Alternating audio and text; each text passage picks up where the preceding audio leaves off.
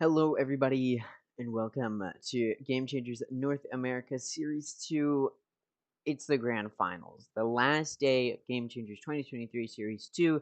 Now, if your favorite team isn't here, it's okay. There are still many Game Changers events to go, and by that I mean one more. The Game Changers Series 3 will be taking place in August, but before that, we do still have to finish at Game Changers Series 2. Now, if you want a good underdog story, that's what we have ahead of us. It's Complexity GX3 versus Version 1, who is favored to win Game Changers 2023, both Series 1, Series 2, and Series 3, and they've done just that so far. They've dominated both Game Changers Series 1 and Series 2. They have yet to drop a single map. They have not lost a single map. There's been a few close calls here and there, some overtimes, but still Version 1 has never lost a single map. I cannot emphasize that enough. Version 1 is proving to be a very dominant team. In Game Changer Series 1, of course, they went completely flawless here at the open qualifiers, the closed qualifiers, and the main event. Then in the main event, they went completely flawless again. They beat Shopify Rebellion twice, both in the upper final and in the grand final, in order to secure themselves the #1 spot, $20,000 and 80 circuit points. And by essentially winning this second Game Changers Series 2, Version 1 has pretty much secured themselves a spot as one of the top, if not the top teams, going into what will be the Game Changers champions. And to the best of my knowledge, although they haven't released the full schedule or who's qualifying, to the best of my knowledge, the top two teams from North American Game Changers will be going to the Game Changers champions. So Version 1 has pretty much secured themselves that spot there. It's down to that second place spot to be one of those other top two teams that all of these teams are fighting for right now. Shopify Rebellion was second place in Game Changers Series 1, and now in Series 2, they unfortunately fall short of even making top 3. They're only able to get 4th place, which is still a nice 40 circuit points, but not going to be enough to completely secure themselves a spot in the champions. And then Disguised ends up in the lower final. They only end up getting one map before losing to Complexity. So now Complexity, who has never made it this far in any Game Changers to date, in the Game Changers Series 1, they ended up losing very quickly, only making it past Moist Moguls Red, and then getting out in the upper semis, and then getting knocked out in lower round 2 as well. So now they're coming into Game Changers Series 2, and they've shown an immense level of improvement. Obviously, both Version 1 and Complexity GX3, because they were top 8 in Game Changers Series 1, got a free spot into the closed qualifiers, and Complexity, they did a decent job in those closed qualifiers. If we can find them here, you can see. Let me see if I can find them. Apparently, I'm blind.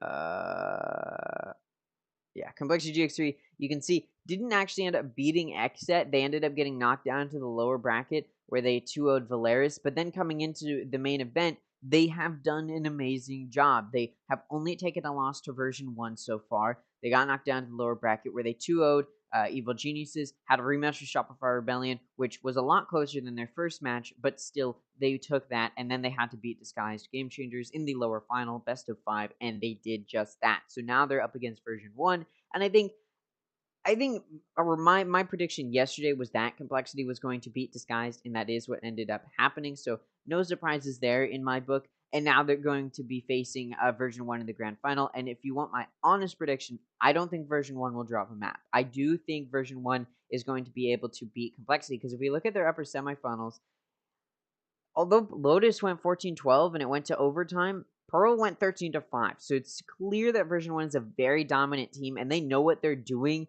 And on a lot of their maps, this map pool for them is very large. They're not going to lack very many maps. And even if there are some maps they're struggling on, Version 1 gets to actually pick both of the map bans. Because they made it all the way through the upper bracket to make it to the grand final, they get a little bit of a I guess, reward, to a little bit of an advantage, in the sense that because there's only 7 maps in the map pool and it's a best of 5, that means only 2 maps get banned. And in the lower final, for example, both Disguised and Complexity got to ban one of those maps. But because Version 1 has made it through the upper bracket to the grand final, they get to ban both of the maps. So they get to pick both map bans, which means they get to choose the 5 maps that will be in the map pool. So any maps that Version 1 might struggle on, or that Complexity doesn't struggle on, Version 1 can ban. So likely Lotus will be one of those maps that's banned, because of the fact that last time they faced each other, Version 1 nearly fell short there. So again, version 1 has a really big advantage coming into this.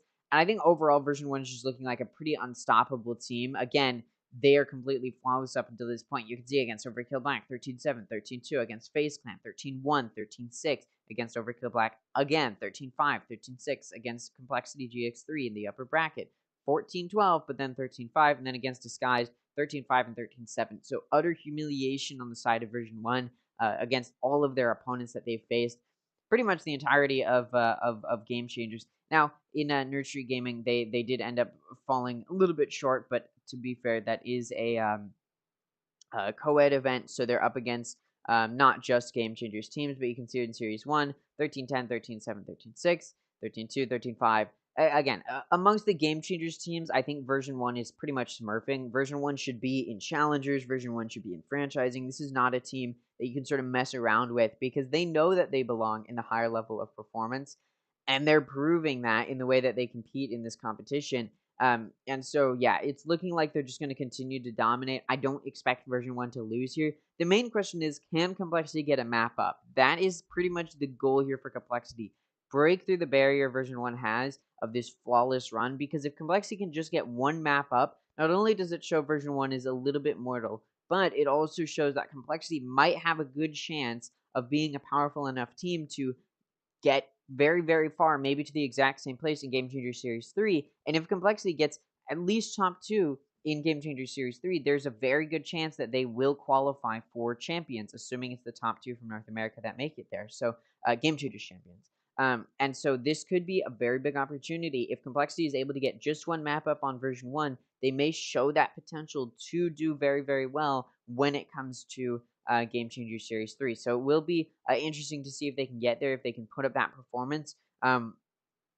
Yeah, let's go and take a listen to the analysts to hear what they have to say, where they think these map picks and bans will go. And then, of course, once we get a look at the map picks and bans, I'll sort of give my thoughts on those. Teams rising up, the new talent that is rising to the top.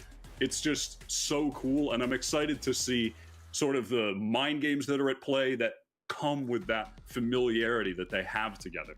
And when you listen to interviews with Jazzy and you talk to her, I think you can really see Mel's philosophy for the game connecting into what Jazzy is now bringing to her own squad, fixating on hard work and dedication, really spending that time to trade up, enabling the players under her. She's still the duelist for this team. She still could be the star, but she calls in a way that is given space for her teammates to be better. Particularly Lacey, she was always great, but with this IGL switch up, she has been excellent and has built a system under Jazzykins here that is working so well for Complexity. The team was together for 2 years, but under the leadership of Jazzy, they've finally broken through into their first final. Indeed, it's their first top 2, and let's take a deeper look at Complexity right here, right now, because you said it yourself, Mimi. It's been 2 years since this roster still got brought together, but it was only 6 months ago that Jazzy gets brought in, and only more recently that Jazzy sort of took that leadership role in being the in-game leader for this team, and we see it come to fruition with them being able to reach the grand finals, and now they have their biggest task ahead of them, Wyatt, in facing version 1 yet again. Yeah, it's their deepest run yet. They played against version 1 in that upper bracket. They were the team that pushed version 1 the hardest in this tournament. You can just see the wealth of talent. I mean, just from these highlights, Kara always so accurate, so good with the taps. Lacey just emanates confidence in every game that she plays. The leadership from Jazzy that we've mentioned, the consistency of their support players. This team has got it all right now, and I'm excited to see if they can push V1 even further than they did in that upper bracket. And I think what makes this team so good, in part, is their adaptability. Yesterday in the lower final against DSG, they played against 2 new compositions. They had to adapt on the fly against a team who plays a very unusual style, and they were able to do so. And I think that's a testament to Jazzy's IGLing, to the system that this team has built up, especially after only really bringing on their new coach, Coach Joe, just in the few months leading up to the second Game Changers event, who has been so helpful, as the players have said, in building up their style, in changing their compositions, and propelling them to this point where they're now in the finals. And you can tell how hungry they are. I feel like in so many of the Game Changers prior seasons, we were used to this rivalry that had existed at the time between version 1 and Shopify Rebellion. And then even before that, it was Cloud9 White versus Shopify Rebellion. Now with Complexity in the grand finals, we had the fortune of speaking with Lace yesterday in that post-match interview where she shared her thoughts. So let's go ahead and take a look. It's like, honestly, unreal. Like, this is, you know, we've always been working for this for, I think, 2 years. You know, I think the first thing I did after we won, I, like, jumped up. I ran to Allie, who's believed in me since I was, like, a gold player, like, in a random ranked lobby. Like, she took a chance on me, and she, like, trained me up, and I gave her a big hug and just said, like, we finally did it. Like, this was worth something, right? Because, like, for the past 2 years, we've been playing every day, 8 hours a day, and, like, honestly, not much results to show for it, but, it feels really nice to finally perform and have like a really, really solid roster of like really just like a family, right? And we're grinding every day, and it feels so amazing. That's such a wild answer, Mimi, to say how she went from being this gold player and then someone taking her under their wing, and now she's the second best player in Game Changers. That's insane, Mimi. Yeah, and that player who took her under her wings was Ali, who started this GX3 roster before it was Complexity, brought her experience back from other games into Valorant, and built up this young talent. It never worked out. They only placed top 5th or 6th. It was always a good team, but never great enough to push over this line. But Lacey stuck to the project, stuck with Complexity after they got signed, and was always there. And after 2 years, it's finally paid off. They're finally into the finals, and you can really see what it means to her and to this team to make that accomplishment happen after all this time.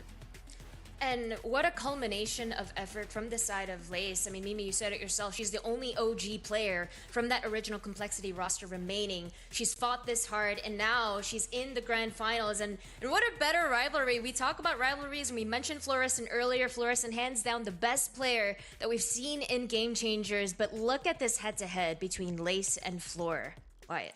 Yeah, absolutely. I mean, Floor kind of undisputed GOAT of Game Changers right now, but Lacey is making a claim for that throne. She's been I can't like, for people who don't watch a lot of Valorant or Pro Valorant, 330 ACS is an absolutely insane ACS for anybody. Even duelists don't typically perform that highly in pro play just because of the powerful ability of a lot of teams to deny, but Fluorescent has pretty much just been allowed to walk through a lot of teams and perform highly. 2.13 KD is also very, very impressive. Kills per round of 1.24 is insane to have above one, even just one kill per round. But 1.24 is averaging, you know, a few rounds you're getting more than just one, which is pretty I don't know, it's pretty insane. And assist damage per round is 206, again performing well on this ACS sort of score. So overall, I'm just more than impressed with the way that that Fluorescent is able to perform, and there's no mystery as to why version 1 is able to dominate so much when they have these really powerful players. Again, they talked about it before. Cloud9 White was an old Game Changers roster.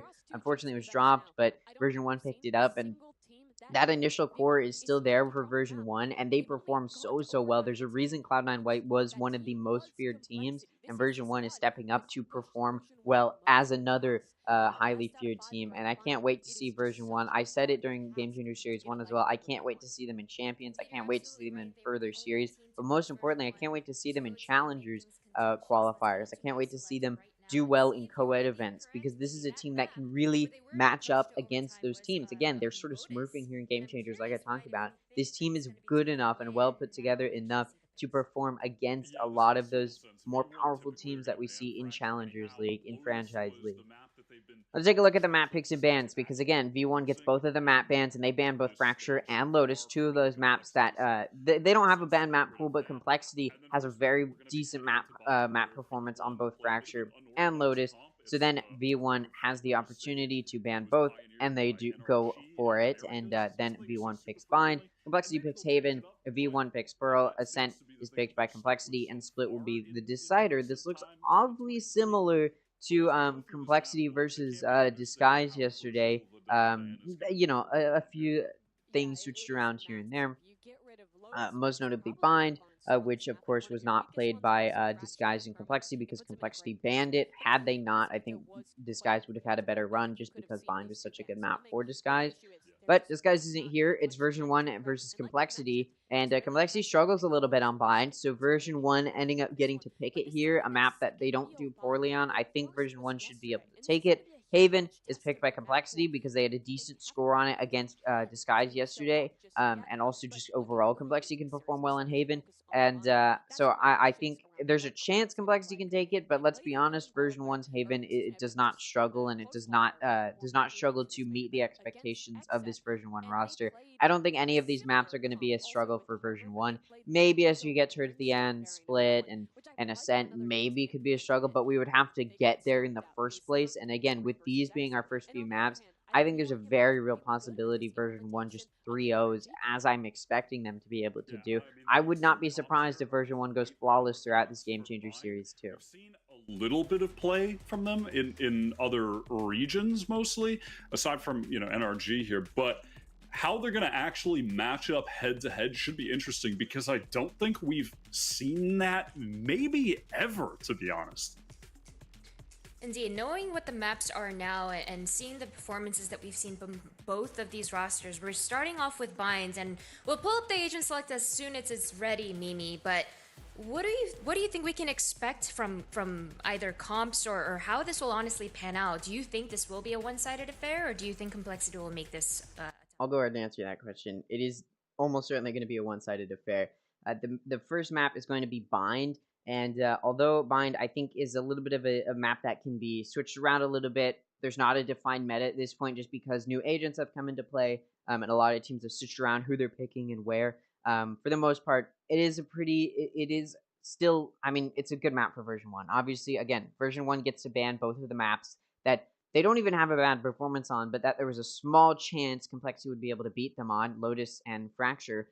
And now the rest of these maps are not bad maps for version 1, and they choose to play on Bind first. They're going for this double controller setup we first saw pioneered by the Guard, and they had minimal success on it, but version 1 has been able to pull it through and has done very, very well with it. They're going Viper, Sage, Harbor, Raze, and Sky. Again, double controller works well on Bind. It's a difficult and kind of slow rotate for the defense, so having double controller can allow you to, again, gain good control of both of those sites. There's not a well-defined mid, so having double controller can be very, very advantageous. Sometimes we will see Brimstone and Viper instead of Harbor and Viper, and I actually think I like that a little bit more, but of course, Harbor and Viper have very similar controller util in the way that it functions, so I think having a very similar controller on both sites can definitely be advantageous. Sage being the Sentinel is something we've seen a lot as well. But I want to highlight over on Complexity side, they are also running double controller. They've got Harbor and Brimstone, so it's not Harbor Viper. In fact, there's no Viper on the side of Complexity, which is a little bit different from the meta we've seen, where a lot of teams tend to like to have a Viper just because it can gain such good site control or even just map control overall. But they end up going Harbor Brimstone, which I don't necessarily agree with. But then they're also going double Initiator. They've got Sky and Gecko, which is a very, very strange combination to have because Gecko is, I'd argue, a Recon Initiator, maybe more in the line of Flash Initiator, but so is Sky. I think Sky and Gecko are both in the same, I guess, area of expertise in the way that they function, where they're both Flash Initiators and also Recon Initiators in the way that their util functions. And so to have two Recon Initiators is odd. Typically what you'll see if you're going to have double Initiator would be a Flash Initiator like KO or Breach. And then you also have a Recon Initiator like Sova or Fade. But to have a Sky would typically signal you only have one Initiator. But they're actually running double Initiator. And then their duelist is going to be Raze, same as V1. Raze has proven themselves to be a very, very powerful agent on this map. Sometimes you'll see a chamber instead of a duelist, but even then you'll usually see a chamber and a Raze. So not surprised to see a Raze. There's a lot of very close corners and angles that can be cleared very quickly by a Raze. Anyways, let's get started here. Complexity, of course, on this offense going to start it off moving in towards A. So V1 will be on the defense, and Complexity's actually managed to get control of A site as V1 was expecting a B hit, and it wasn't a B hit. The spike goes down. Post plant can be set up here. It looks like Complexity wanted to take fight into CT potentially. Maybe they still do. They're all in U-Haul. Fortunately, there's no orbital strike on the side of V1. because it is just pistol, and also they don't have a brim. And now Complexity sort of flooding back over this harbor wall that's been put up by V1 does allow them to get quite a bit of space, as well as that cove, and now a sage wall. But it can actually be peeked through. Car is able to do so, but the spike's just going to be held, and nobody can stop it. And although Complexity will kill all of the players for V1, it doesn't matter. V1 wins the pistol, and that does allow V1 to force a buy here, whereas Complexity will have to take an eco. So already off to a start in favor of V1. Although I think that round could have gone to Complexity if they'd played that push plant a little bit better. But that Sage Wall, although it was actually a missed opportunity where that Sage Wall was a little bit off, and although it couldn't be pushed through, it could be peeked through. Complexity wasn't really able to play off of it very well, and again, that push plant just wasn't very strong. And we actually see Complexity forcing a buy here. They really want to deny early momentum for V1. This could be dangerous, though, for Complexity, because if they do lose this round... oh, an interesting Sage Wall. It sort of blocks off that entrance, and also is a good wall to prevent that push into hookah. I don't think I've ever seen that Sage Wall before, so very interesting use of that. But my point was, Complexity forcing a buy here could go badly for them, because if they end up losing this round, it'll give such good early momentum and eco to V1 very early on. So Complexity will need to win this round, or else they're going to be in a very bad position to start it off. And they are at a bit of a gun disadvantage, but hopefully for them, the ability to force buy will bring potential upset here. And Jazzykins is already able to use the Stinger to take out Fluorescent. Alexis gets a trade pick onto Claudia. Lace takes out Alexis. Sarah takes out Lace. And then a final pick from Raze does give them the player advantage. But Noya is able to take out Raze. Spike is down, and post plant can be played. Cove going to come up here. The Judge in the hands of Noya. Although Noya is very low on HP, they are still able to take out both Kara and Jazzykins with the Judge. The superior gun buy from V1 ends up with a win. And I said it'd be bad for Complexity if they lost. And they did. So they're going to have to take an eco here, whereas V1 can just take a little bit of a bonus and be at a gun advantage. Complexity going to be off to a pretty bad start here. And V1 has already taken a really good boost of momentum and eco to start it off. See V1 just forcing a little bit once again to try and secure this round. So they did lose a majority of their players, and they know that it's going to be an eco from Complexity. They're just going to force here again. That way they have, they know they'll have a better gun, sorry, an advantage in the gun department. Be at a gun advantage. Does look like Complexity wants to aggro towards B, although they do have two in their Duelist and Gecko, both Raze and Gecko. They're going to be over near A lobby. Raze and Jazzykins. To have both a Raze in the game and also have a player named Raze, and that player named Raze not be on Raze is very, very confusing. Do you have Complexity still aggroing towards B? The question is, are they just trying to bait it out? Because they haven't really made much progress. And those players near A are still there, and that spike is still on Raze. Or on Gecko, who is Raze. It does look like, yeah, they're just trying to bait it out so that way they can TP and rotate. V1 hasn't been baited out too heavily, though. There were still two players on A ready to prevent the push in. And they're still going to try and do so. So Complexity's attempt to bait and then rotate hasn't really been very successful. And look at this. V1 has all 5 players here, and Complexity still is just now starting to push in. Ooh, whiffs there. Alexis is able to take out Jazzykins, but Raze takes out Mel. Alexis takes out Raze. Lace takes out Alexis. Fluorescent finds 2. Lace takes out Fluorescent, but Sarah shuts it down, finishing off Lace. V1 will take 3 rounds in a row to start it off. Although V1 did lose a good majority of their players there, so a little bit of econ momentum denied. And this round will be a bonus from V1. And Complexity will be on a full buy, so Complexity should be able to take this round. They do have Reckoning and Thrash. V1 has their Seekers. Double check that that is Thrash.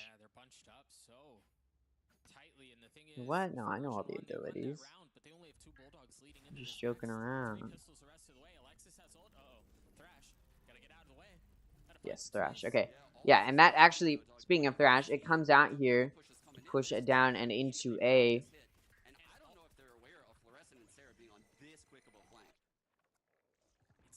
It Does look like Complexity is going to be pushing in towards A. Spike actually gets to go down, although a flank coming through from Sarah and Fluorescent does allow Sarah to take out Lace. Although Claudia is able to trade it off, flanking the flankers in a sense. Ooh, Thrash gets to come out once again. It is destroyed, though, before it can do much damage. It's 4v4 now. Claudia takes out Mel. Fluorescent is able to get a trade pick onto Kara, though. Jazzykins is able to take out Alexis, and Raze takes out Noya. It's going to be down to Fluorescent, who gets taken out by Raze. This round will go to Complexity, as it should have. They were at a gun advantage, and they're able to get some good momentum on their side as well, because they don't lose the majority of their players. Now V1's going to be on a buy, so it's going to be a full buy from both sides, and the question will be, can V1 get this momentum back into their favor, or will Complexity just be able to get some momentum moving for them to try and even that round differential back up? Of course, V1 taking 3 in a row to start it off is not the best start for Complexity, and it's going to take a bit of an uphill battle in order to even that scoreline back out, but they may be able to do just that. Looks like Complexity wants to push in towards B. That Showstopper's been picked up by Fluorescent as an aggressive play down long in order to pick up that orb. Works out in favor of V1. Meanwhile, the entirety of Complexity pushing in through Hookah.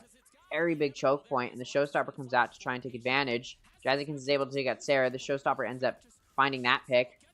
Ooh, Harbor Wall dropped, and V1 can play off of it. Raze takes out Mel, but Alexis and Fluorescent each find a pick. Kara takes out Fluorescent, but is traded by Alexis, and Alexis will also take out Lace as they come through Hookah. This round will go to V1, and it does seem as though Complexity will be struggling here to do much of anything, really, in the way of evening that scoreline back out. And they may even have to take an eco now. So I did see some buys coming through. Maybe they'll force a buy.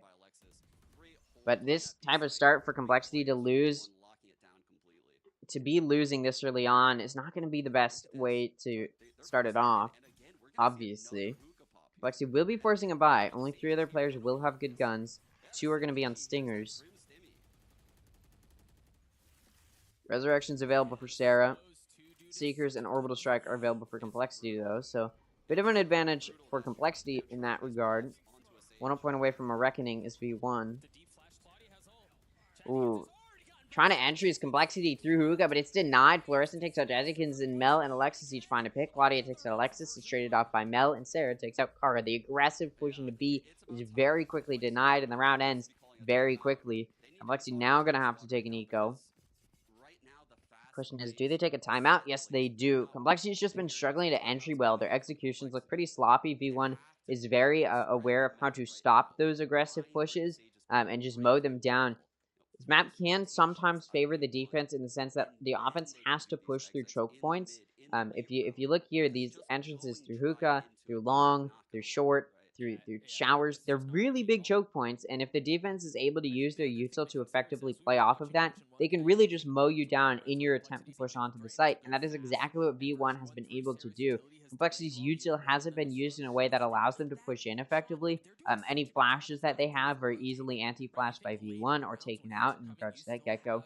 Despite having both a Gecko and a Sky, which in theory should mean you have a lot of flashes, those flashes are not being used in a way that allows Complexity to gain ground. And it's because V1 knows how to dodge those flashes. There's no flashes in the way of a KO flash or really any good pop flashes on the side of Complexity. There's no Reyna blinds either. And that's why Reyna can work so well on Bind, is because it can help you get through those choke points. But unfortunately, Complexity's gone for that off-meta comp of both double controller and double initiator, and doesn't have an additional duelist that allows them to gain any good grounds in the way of maybe a blind, a flash of any kind, and they're sort of just stuck to try and basically go in. The analogy I like to use is a little bit vulgar, but so I'm going to try not to use it, but Complexity just going in completely raw, no util to help them get in. Got a Reckoning, a Resurrection, and Seekers available for V1. Complexity has a Showstopper, and they're 1 point away from Thrash once again. Raze having a pretty decent game so far. I'm not talking about Jazzykins, I'm talking about Raze, the player. Does look like Complexity is going to be aggressing towards A on this eco. You can see V1 is aware of this. They've actually 3-stacked on A.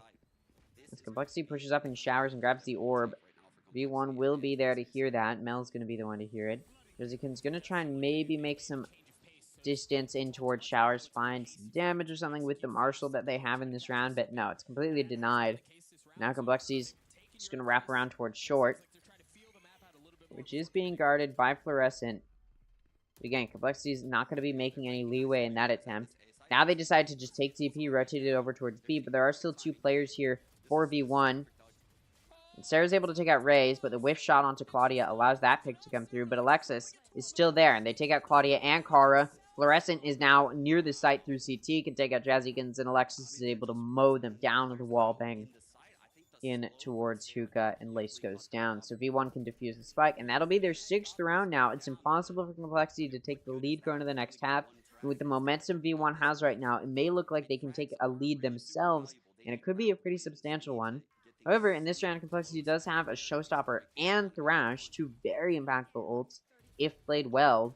It could allow Complexity to make some of that entry that they've been struggling to do. And this will be their first buy off of that timeout they took, so we'll see what type of re-strategization or adjusting they have pulled out here. Reckoning and Resurrection still available for version 1, and they're 1 point away from Viper's Pit. That could be a very impactful ult as well. But again, Complexity's got... I'd argue the ult economy is more in favor of Complexity here, just with the ults that they do have. Complexity wants to push towards B. Their attempt through Hookah has sort of been denied. Sage Wall slows them down. Thrash ends up coming through to clear out some space. And now that Showstopper comes through as well. And it does prevent V1 from just mowing them down in that choke point of Hookah. Raze is able to take out Alexis, who's trying to escape the mosh pit. Sarah able to take out Raze and Jazzykins, and also Claudia. It's now going to be a 2v4. Rez comes through as well to make it a 5v2 for V1. Complexity's by, not going their way in the slightest. Spike is even in the hands of V1 right now, as it's been dropped on site. And one thing I'll give Complexity credit for is something I think teams struggle to do well, is oftentimes teams will just send Gecko and Wingman through to get that plant down, which can often get destroyed and leave that Spike vulnerable. And Complexity hasn't been doing that. They've been trying to just clear out the site, which is what you need to do. And in this round, it's not working out for them. Noya's going to take out Kara. My point is they know how to play Gecko well, but that doesn't really matter when they can't win these rounds. What a good flank. Allows Noya to find that pick. Now Lace is trying to maybe get a trade, but you see Noya's completely backed off. And Lace is still here. Let's Market Cubby, able to swing out and take out Mel. It won't be a flawless round for V1. Lace takes out Noya. Starting to mow them down, actually. No, Fluorescent pulls out the shorty, jumps down and into Lace to take them out. V1 will take their 7th round now. They've officially taken the lead going to the next half, and like I said, this could be a pretty substantial lead, as it just seems Complexity has no idea how to shut down V1 here, or at least how to entry onto the site. V1 is just able to, again, take advantage of those choke points, and even in that round, where Complexity was able to use their controller util well, they pulled out the ults, and they pushed V1 back, it didn't matter, because Complexity didn't make enough movement into the site for that to matter, that they secured some good advantage in that position. The Showstopper didn't find any value. Thrash didn't find any value. The util was used ineffectively other than clearing outside. And look, in this round, Complexity's decision to just aggress into A short very quickly has been denied by a Viper's Pit and mostly Fluorescent, or not Fluorescent, sorry, by Noya with that judge. Now Complexity's sort of at a loss for what to do. Sarah's come through with the flank, and Claudia goes down. That's Spike down as well, inside of the Viper's Pit. Kara with the Spectre, not going to do much else. Sarah shuts them down, and now Complexity's going to have to go back on an eco. So we move into what will be the 10th round. V1 has taken a flawless to get 8-1. This is looking like it will not be an easy map for Complexity in any sense of the word. Starting to look like V1 will dominate, as we'd expect from them in this Series 2 Grand Final. Again, I think even though version 1 struggled at Nerd Street, it doesn't matter. Version 1 is still looking so solid when compared to the rest of the Game Changers teams. And I think version 1 is still showing improvement, even from that co-ed event. Here in Game Changers, I think version 1 might even look a little bit better than what we saw from them in Series 1. Ooh. Lace trying to hold a Marshall down long. Doesn't have the reaction time to get a nice pick onto the Jiggle Peak from Alexis, and that just allows Alexis to get that vision that there's a player in Fountain. There's a split play coming through from Complexity. Look at that. That Gecko util destroyed. Noah is able to take out Raze as well. And Spike's been left pretty much in cave here.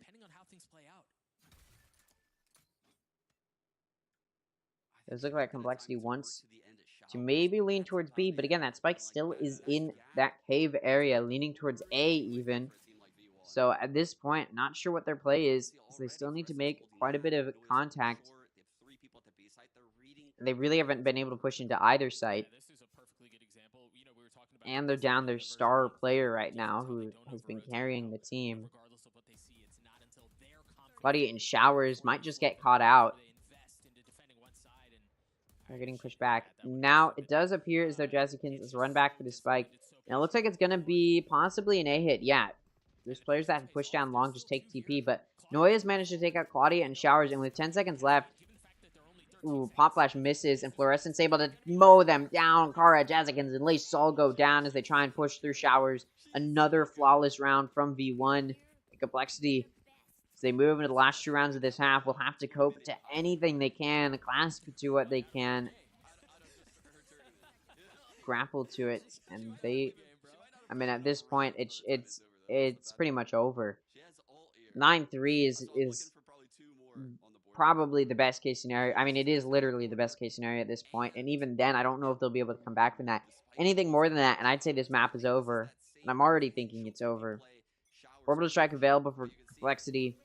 Showstopper available for V1. Complexity's 1 point away from their Seekers. So that could be a good initiator ult. Sagewell does such a good job of giving vision as to where Complexity wanted to hit. And it was pretty much a hookah hit that they wanted to pull out here. V1 actually ends up aggressing down long to try and take out those players who are trying to push towards hookah. But Alexis and Zara each get taken out. And Fluorescent's not going to follow it up. Not even with that Showstopper. They just want to prevent this push through hookah. This could be a good round for Complexity, though, as they are up 2 players to start it off. And V1 has rotated their players towards B, expecting a B committal, but no, Complexity's rotated over towards A, and they're going to be allowed onto the site. Spike can go down, Wingman going to plant it, and this could be finally a round for Complexity that they win, a bye round that they win. Will it, though? Noya comes for the flank, and gets denied, traded off, and when you're down this many players, getting traded off does not work out in your favor. Jazzykins takes out Mel. Fluorescent, although they have a Showstopper, would need to clutch out a 1v4, near impossible feat, especially against a team like Complexity. And although Complexity hasn't seemed very powerful in this round, or in this map rather, they are still a very powerful team. And, well, Lace going to shut down any hope of a 1v4 clutch. So, Complexity finally gets a bye round win. And as we move to the last round of the half, there's potential that Complexity can make it 9-3. At the same time, V1 is very good at adapting to their opponent. And although and honestly, that round went Complexity's way because V1 decided to play aggressive that round. And they made a mistake and didn't do it well. But they decide they're going to do it again, and this time they may find more value. Sarah's going to peek out on top of the Sage Wall with the Operator. They peek out and grab the Ult Orb, and it does allow Alexis to get those Seekers up. So Showstopper and Seekers are in the mix for V1. Lexi has Seekers as well, and also an Orbital Strike. They're 2 points away from Thrash and Reckoning, so those ults could get up. Larissa ends up pulling out the Showstopper and taking it towards that A main, A lobby entrance. Ooh, Sarah on the site, the sole defender with the op, misses the shot into Hookah. Does allow this entry to start. Fluorescent backed up by Alexis, take TP. Sarah inside a tree is actually able to find a pick, so there's no orbital strike. Claudia goes down. Sarah able to take out Jazzykins. Raze takes out Fluorescent. Kara takes out Sarah, but Noya does take out Raze, coming from the flank through Hookah. It's now going to be a player down for Complexity in a 2v3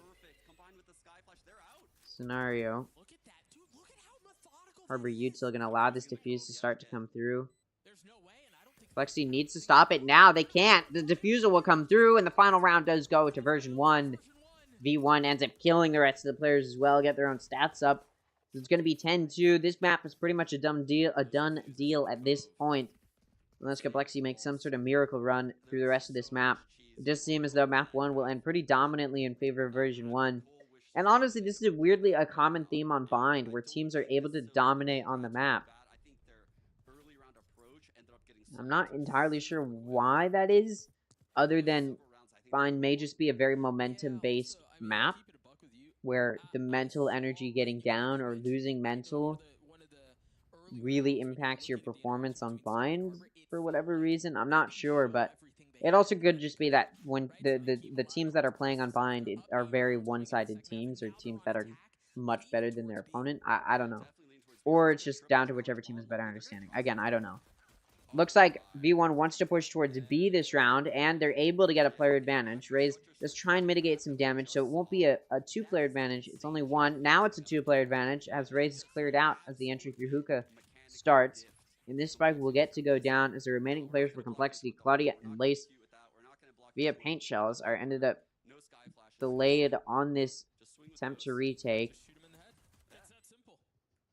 End up delayed on this attempt to retake, I should say. Sarah takes out Claudia. Lace is able to trade it off, but it's a 1v3. Worried about the push through elbow into CT. Gonna make sure don't get flanked. Lace ends up getting swung by Noya and Hookah. Lace does go down, and that gives V1 the pistol round in this half, and it's starting to look like V1 will move towards winning this map. At this point, Complexity does have to force a buy, or else V1 will just be allowed to waltz into that 12th round. But Complexity is actually going to take Eco, it looks like, which I disagree with. Because, again, you're going to be at a gun disadvantage. And although this will mean that next round you will be able to buy, and you'll probably have a gun advantage, your opponent will be at that 12th round, and you'll have to make a 10-round win streak to come back. I just don't see it happening. But you probably should have forced here. And they did in the first half, expecting to have the offensive advantage. So maybe they're just worried about doing that here. And they don't have the advantage because they are on the defense here, but still.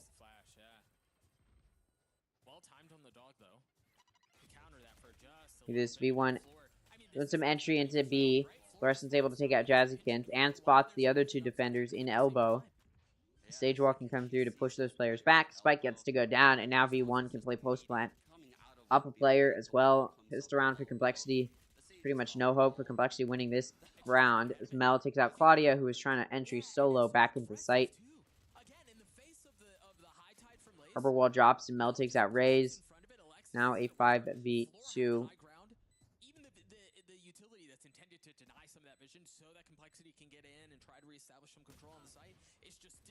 Lace very low on HP, down to 38. Alexis takes out Kara. It's down to Lace. Able to prevent the Flawless by taking out Sarah, but Noya does immediately trade it off. So V1 gets to their 12th round. They're one round away from securing a 13-2 win. Complexity will be able to get a buy going. They will have the gun advantage, as this will be bonus for V1. And Complexity did win when they had the gun advantage in the previous half. So chances are they can win this round. So it may not be over yet. Again, the triple challenge on Long B. They know they have a massive economic advantage. They're just gonna, keep challenging until they get stopped. As V1 gets ready to move towards B. Grab Flash comes down from Complexity, so they know that this push might be down B. Noya's lurking with a judge. Swing out short. Complexity doesn't necessarily know where this push might be coming from, but a Viper could be a lurk. Fluorescent taking out Jazzykins sort of confirms that. Raze trying to trade it off, but unfortunately for Raze, they are ended up getting taken out. Lace is able to take out Noya, and Kara takes out Mel, preventing that push into B. But Sarah does get a trade pick onto Kara, so player advantage will be maintained for V1, and Spike goes down. Possibility that the gun advantage is lost for Complexity to finish out the map. Claudia and Lace need to clutch this one out, or else map 1 will go very dominantly to V1 and does not bode well for Complexity's performance or how they'll be able to perform throughout the rest of this. Sarah takes out Claudia. It's now 1v3, and they get run down. Alexis going to find that final kill. 13-2 is the score. A very quick map 1 for V1 to take map 1 in the best of 5 grand final. And that map only took like 25 minutes, 26 minutes. Very, very quick map. To start it off, version 1, of course, not an unexpected score considering who we're talking about here in this series. Complexity making the underdog run, and it's pretty much been shut down at this point. We'll see what else Complexity can pull up their sleeve. Now, I'll point it out, that was the map pick from version 1, and we're moving into a Haven, which Complexity, I'll remind you, did beat Disguised on yesterday, 13-10, so it's a decently close map. Wasn't as dominant as a map like Ascent. Still a pretty decent map. And, I'm not sure why it says TBD and TBD. Ascent. Oh, they're just barely putting it in. So, Ascent will be, for whatever reason, Complexity, despite destroying Disguise on it yesterday, they decided not to pull it out here. And, again, I can understand it. V1 is pretty good on Ascent. But regardless, it's still one of the better maps for you. You may as well pull it out, especially considering Haven did not go that well for you. Maybe you like your chances against version 1. I don't, though, and I think it could just allow version 1 to take your map pick. So let's take a look at the player performance across the board. Fluorescent, who has a 300 ACS, or it's like 330 ACS throughout the whole of Game Changer Series 2. Up until this point, continues to get an ACS that's above 300, 305 ACS with 17 and 7, which doesn't seem like a lot, but considering there were only 15 rounds in the map, that's pretty decent. Again, more than anybody else in the server. Then you've got Sarah going 16 and 9, 302 ACS, so very similar to Fluorescent, and that's on Sage, mind you, 16 and 9 with 8 assists. Then you drop down the line, you've got Alexis and Noya both above 230 ACS, 15 and 18, 12 and 6. Falling a little bit behind is Mel, but it's the IGL, but they're the IGL. And Mel often underperforms a little bit, but again, they're IGL. You can excuse that a little bit, and it doesn't impact the team's performance clearly, as the rest of the team is still able to perform. The only player going negative, but again, the rest of the team makes up for that. 13 assists and 12 assists for Noya and Mel, making it a pretty solid round. You move over to Complexity. Lace had a pretty decent round, 248 ACS, but the rest of the team struggling to keep up with that same performance. 8, 7, 4, and 5. Kills just not looking great. 8 assists for Kara, but that's mostly the flashes, not so much damage, as you can tell with only 111 ACS. 8 assists for Claudia, 141 ACS, mostly going to be util as well, maybe a little bit of damage here and there. None of the players for Complexity are positive, and that is reflected in the very dominant scoreline in favor of in favor of version 1. And again, we're moving into Haven next. Before we talk about Haven, we'll go ahead and look at any match highlights that have been uploaded to the Twitter. We'll go ahead and take a look. It seems there's quite a few. Raze is in such a brutal spot here. The judge out from Noya is going to clean them up. In this coved hand. Or dog. Dog, that's 3 times. Noya with the judge gets another. Mel's going to get it 3/4 of the way. Sage. The deep flash, Claudia has ult. Jazzy gets his already gotten backside, and she's instantly dropped. I mean, it's disaster for Complexity yet again. They're hitting perfect timing here. This is perfect, dog. Oh, it's not perfect enough. It's just not perfect enough. Sarah and Alexis are able to get 2 on their own. They've held the site by themselves, Sean. Well, now they have the reckoning that they're going to have to navigate through. Sarah trying to drop Raze. Flashed up. Sarah on the second. The third around the corner, and she delivers once more. I mean, this round...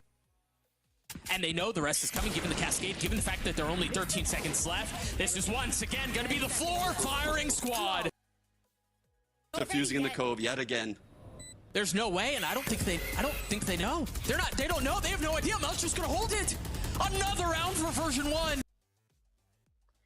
Yeah, very dominant map. And let's talk about how I think Haven is going to go. Now, if we just look at these teams and how they performed on Haven, version 1 played Disguise, and they went 13-5 on Haven. Version 1 also played, just going to look at Series 2. It doesn't actually look like, it looks like Disguise was their only time playing on Haven. Yeah, it looks like in Series 2, they only have played against Disguise on Haven, and it went 13-5. If we look at Complexity, who also played Disguise on Haven, 13-10. So I do question the decision from Complexity to pick Haven here. Again, Complexity ended up picking Haven. This is their map pick. Now, to be fair, all 5 maps that are in the map pool will be played no matter what, but again, I would have favored Complexity on a map like Ascent, which they do decent on, or even maybe Pearl, but instead they pick Haven, and that does mean that their map pick should probably go to version 1 with the way that they've been performing. I'm not sure what decision-making or thought process was for Complexity to pick Haven. I mean, sure, if we look at version 1, maybe in Nerd Street, maybe their Haven wasn't great, 11-13, but 13-10 here, and then 13-10 here, and, you know, they played on Haven quite a bit, and it wasn't bad, 9-13. And then if we're just talking about Game Changers against Game Changers teams, it's gone pretty well on the one map, on the one time they played it, and it was against the same team that Complexity has mostly recently played Haven on. If you look at Complexity's performance, again, 13-10 isn't as dominant as version 1's was, but then you go down the list, 13-9, okay, decent against Shopify, and then you keep going down, and they really haven't played it that much. 13-3, okay, pretty dominant, but it is Valeris we're talking about, not one of those top 8 teams. And then you keep going down, 13-2. All right, Complexity's done decently, but again, when we're talking about the more equal team that these two teams have faced, it's 13-10 for Complexity against DSG, but then 13-5 for version 1 against DSG on Haven. So I favor version 1 on Haven. Again, sure, version 1 has a very wide map pool, and version 1 got to ban both of the maps. So I'm sure Complexity's picking the lesser of you know, whatever evil, but still, I don't think Haven was the right pick here. You know, we can talk about maybe they couldn't pick Lotus, but maybe, I don't know, Split maybe, possibly, but obviously you can see how well they've done on Split. Maybe Ascent. We haven't seen version 1 on Ascent, I don't think, yet we haven't seen version 1 on Ascent yet in Game Changer Series 2. Nerd Street, we also have seen them mostly on Haven, so not a whole lot on Ascent either, so they've let Ascent through. I think maybe that could have been a good choice, especially considering if you look at their performance, 13-2 on Ascent against Disguise, and then we'll see here. Let's see, Ascent doesn't look like they played it other than that. But again, if we're just going off of Ascent so far recently, I think it probably would have been the better choice. And it's not going to be played probably most likely at all, but if it's a 13-0 or a 3-0, sorry. But it's not, if it is going to be played, it's not going to be played until that 4th map. So I question the decision to pick Haven over Ascent. I think it probably would have been a better option, especially considering how well version 1, or how much experience version 1 has on Haven, how well they did against Disguise on Haven. I think Ascent, although you don't really know how version 1 plays on Ascent, it could still be a better choice considering how well Complexity has done on Ascent. So I guess Complexity is just afraid of facing version 1 on Ascent for whatever reason. I'm not entirely sure why that would be, but it is what it is. Since they are taking a little bit longer to get back to the analyst desk than usual, we will go ahead and do a little bit of ranked. Oh, never mind. As I say that, they go ahead and throw it over to an ad. So we'll go ahead and wait this out a little bit before jumping into it. Now, again, in case you're wondering, Game Changers Series 1 is over.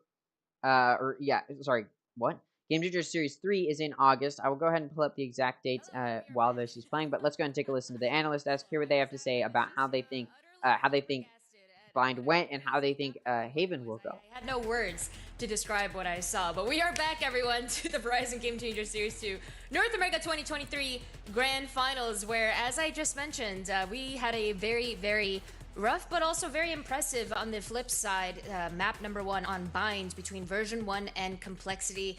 Mimi, there's no way to sugarcoat things. This was a very, very one-sided affair, but it goes without being said. You know, sometimes that happens, and also this is a map that typically is the permaban from the side of Complexity. Yeah, that does tend to happen in every grand final that version 1 plays. Interesting. They seem to have a habit of stomping other teams. It was a really impressive game out of them to start. I think the way that they play this Harper Viper composition works really well for their team. In particular, I was super impressed with their retakes in the first half, showing us so many different looks. I think what makes V1 so good in part is that despite the fact that they're rolling a team over, they're still constantly making adaptations, finding new ways to win rounds, and making them really hard to call against. Even when Cole was taking timeouts, trying to make adaptations that I think were solid, V1 was always a step ahead, Wyatt. Yeah, their defense was just immaculate. Every time the Complexity were hitting a site, they were running into perfect crossfires and then just utility tsunami at the choke. Like, they're trying to work through mollies, nades, harbor walls, sage walls. They're getting stuck, and then as they're trying to slowly maneuver through that, again, it was just the perfect setups between the players. The swings from the V1 players, perfect. The crossfires, perfect. There's just nothing you can do. I mean, you can see it right now. They're walking into slows. There's a harbor wall at the choke. There's boom bots going on. It's like, what do you even do when you're trying to get out of this? Again, it's just, how do you get out of this situation? Yeah. It's impossible. The setups were just phenomenal for V1. And when it's, of course, the ban, like you mentioned, Mimi, they're just not going to have as effective an understanding as to how to deal with that kind of defensive play, which is understandable. It's not a knock. They don't play the map. Tons of teams have permabans. V1 get rid of Fracture constantly. That's the advantage of being through the upper final. They get to ban 2 maps, and Cole had no say in the matter. Yeah, it really is brutal to have to play a map pool that really doesn't work super well for you. But to further credit V1, I think what also made those executes where you saw Complexity just going into the meat grinder so hard was because the rounds before, V1 were just leaving sites open, letting them in, and then playing Flood retake. Some rounds it wasn't the Flood retake, it was instead these fast reflanks, or it was heavy anchoring on site. You don't know when you want to invest your util was and so, when you so solid. And I think this just goes to show the skill level of the team. They really understood how to prevent the pushes into site, how to effectively retake when they needed to. Again, we talked about those choke points on bind, and it just seemed as though version 1 was really able to take advantage of those. And as we move into other maps like Haven, where the choke points aren't as prominent, I think that's when we'll get to see version 1's ability to retake effectively. And again, version 1 has a lot of recent experience on Haven. A lot of it isn't positive, but when we're talking about just in Game Changers, it has gone better for them against Disguise than Complexity's attempt on Haven was against Disguise. Both teams won against Disguise, but for V1 it was 13-5 on Haven, for Complexity it was 13-10 on Haven. So Complexity's done a little bit worse on Haven compared to V1 on Haven against just Disguised, which again was the most recent bout for both of these teams on Haven. So I do expect, I am expecting Complexity to be able to, V1 to be able to take this map. And then we're moving into map 3, which will be Pearl, which is a pretty dominant map for version 1. And at this point, I'm thinking it's pretty much over for Complexity. Again, I question the decision to pick Haven over a map like Ascent. I just don't think Complexity has a chance on Haven of taking off a map. And after seeing the map picks and bans, I'm expecting a 3-0 from V1. Bar none. The flash timings are always just absolutely perfect.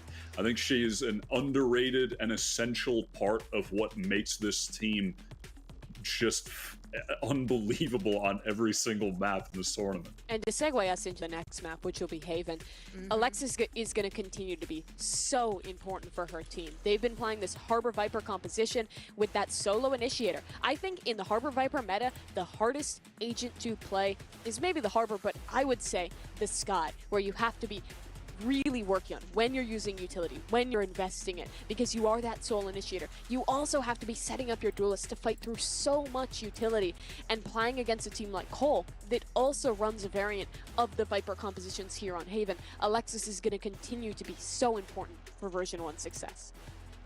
Now, allow me, after that 13-2, to be the beacon of hope for Complexity, everybody. Needed this. Okay?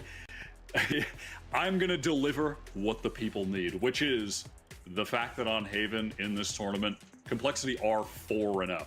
Yesterday, they got thrown that curveball from DSG, where DSG picked defense to start on, came out with a super defensive-sided comp to try and nullify how great Complexity had been on that map, and they adapted on the fly and were able to get that win. I was really impressed with that from their side. Also, Lace has been excellent every single Haven game. 3 games in a row now. She's had a 1 or higher kills per round. The other day against DSG, dropping like 30 or something kills. Stellar performance every single time. So I'm looking to her to be the linchpin for Cole's success and their ability to adapt, because again, so far in this tournament, teams aren't going up against what V1 are bringing to the table in terms of the compositions.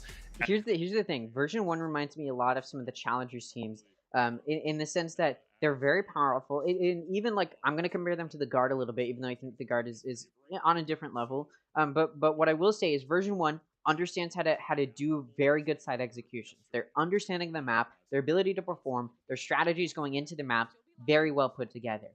A lot of the teams in Game Changers don't have that same level of understanding. Sure, they've got a few set side executes and strategies that they like to pull out, but version 1 is able to deny those, and then no adaptability is followed through by the other Game Changers teams, including Complexity. And even if they are able to show some level of adaptability to shut down the plans that version 1 has, or shut down the adaptability from version 1, whatever the opponent is able to do, version 1 has a way to adapt to that type of strategy to shut it down. Let's take a look at the agent select, because I think this could help us get a little bit of insight as to what's going to happen on this map. We've got Jet, Killjoy, Sky, Viper, Omen for Complexity. All right, version 1 going Jet, Viper, Killjoy, Sky, and Harbor. So both teams going for double controller. Again, double controller, I think on Haven has started to work more and more. The breach meta isn't as big of a factor anymore. I think it's still a very good meta, and it's still a very good team comp, but we've seen teams like the Guard make it work going double controller. Now, typically that double controller comp will be Viper Omen,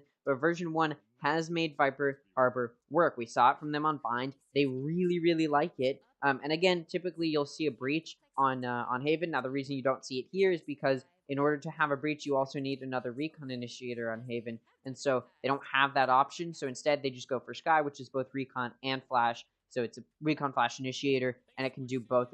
Not as well. It's a generalist rather than a specialist, but still is a good initiator to have. Again, if you're going to be running double controller over double initiator, so that's what we see coming out from both of these teams. And again, Complexity has sort of the guard's strategy on Haven versus V1, although they are going double controller, has gone Viper Harbor, which isn't as popular because Harbor has a little bit of a harder time compared to Omen of getting good sight control from across the map or covering long distances, which is what Omen can provide. And then Viper's really good at controlling half of the map, and then that Omen can do a good job of helping provide support on that half of the map, or if needed, provide a controller util on their side, as well as some of that more aggressive util like Paranoia or their TPs to help get them in positions to find good damage, which of course they is sort of the benefit of that Omen, which V1 doesn't have. But regardless, V1 has been able to make this Viper Harbor work, and I don't expect that to change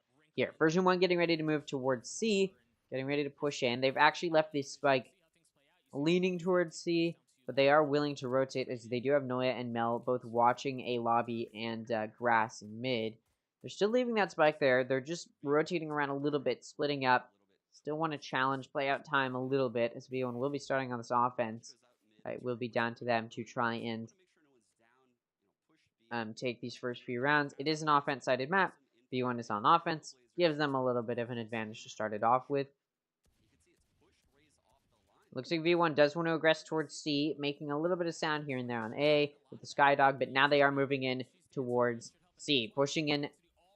Going to be Noya or Claudia on site, cleared out by Fluorescent, and also Kara goes down to Fluorescent's hand as well. Now it's a 3v5. Complexity sort of at a loss here for what to do as far as this retake. As the spike goes down, Harbor Util prevents such good vision. Paranoia can come through, and they're going to try and start to take sight. But look at this. Oh, never mind. Don't look at this. Ray is going to take out Sarah Mel and Fluorescent. Big whiffs come through. Leaves it in a 1v1. It's Alexis versus Lace. Lace is one tap to this ghost. Alexis has a little bit more health. And they're expecting the wraparound to see Link, but no, Alexis coming out from Garage, able to take out Lace, and V1 will take the pistol as the 1v1 is lost. Big whiff from Fluorescent there after finding such good heads-ups initially. I thought it was over. But yeah, good Paranoia. Plays some time. Complexity gets onto the site. And then some big whiffs come through, and it allows Complexity to find some good picks, get it down to a 1v1, but unfortunately for Complexity, they don't win the 1v1 to secure the pistol. So version 1 is going to force a buy here. They should be able to win this round. Complexity will be on an eco. And it looks like version 1 is going to be moving in towards A. Now backing out, actually, as they've made some sound, used some controller util, and now they're backing out towards C, it looks like, maybe through mid. No, it will be C. Claudia's pushing up into C cubby. Of course, V1 will be aware that that could be a possibility, and likely Claudia will get cleared out here. And they do. They do some good damage to Mel before going down. Could allow for a good pick later on, but Spike will get to go down regardless. Find out for long, so of course V1 knowing they have better util and better guns, just going to be playing post plant from long. It's definitely a viable strategy. We'll see if they have success with it. Complexity is getting ready to start this retake. They're able to get onto site, clear out the space, but now they just need to get that spike diffused. Post plant util being utilized by V1 at Viper, Snakebite, as well as that cloud smoke to try and help prevent the defuse. Lace actually able to to spray through the smoke and take out both Alexis and Sarah, but V1 gonna mow the rest down. Noya with a ghost finds two. Fluorescent ends up finding another as well. So 3 players left alive for V1, as I'm apparently out of it right now. V1 able to get their second round with the majority of their players alive, as they should, and as you saw, Noya did save a bit of econ with that ghost, and they found 2 picks, so we may even see a good gun be picked up by Noya. Yeah, and that is going to be the case. This will still be a bonus for V1, although they do have some decent guns to work with. 3 Bulldogs and a Vandal. Only one of their players on a pistol. Does mean V1 could be able to put up a good fight here. Complexity, of course, going to be on a full buy, off of taking that eco on the previous round. Hopefully for Complexity, being at a gun advantage, they should be able to win this round. If they don't, could be a done deal in the map. Looks like V1 wants to push up towards mid. Jazzykins on top of this B box, B pillar, B center. I don't know what I'm calling it. Whatever it is in upper, Complexity does not find a pick there for Jazzy. But then Jazzy going towards C Link is actually able to take out Alexis through the smoke. Spike will get to go down, but V1 is now down a player. Gun could be given to Sarah, so guns could still be traded around. Although no, Sarah won't pick it up. Spike getting held here.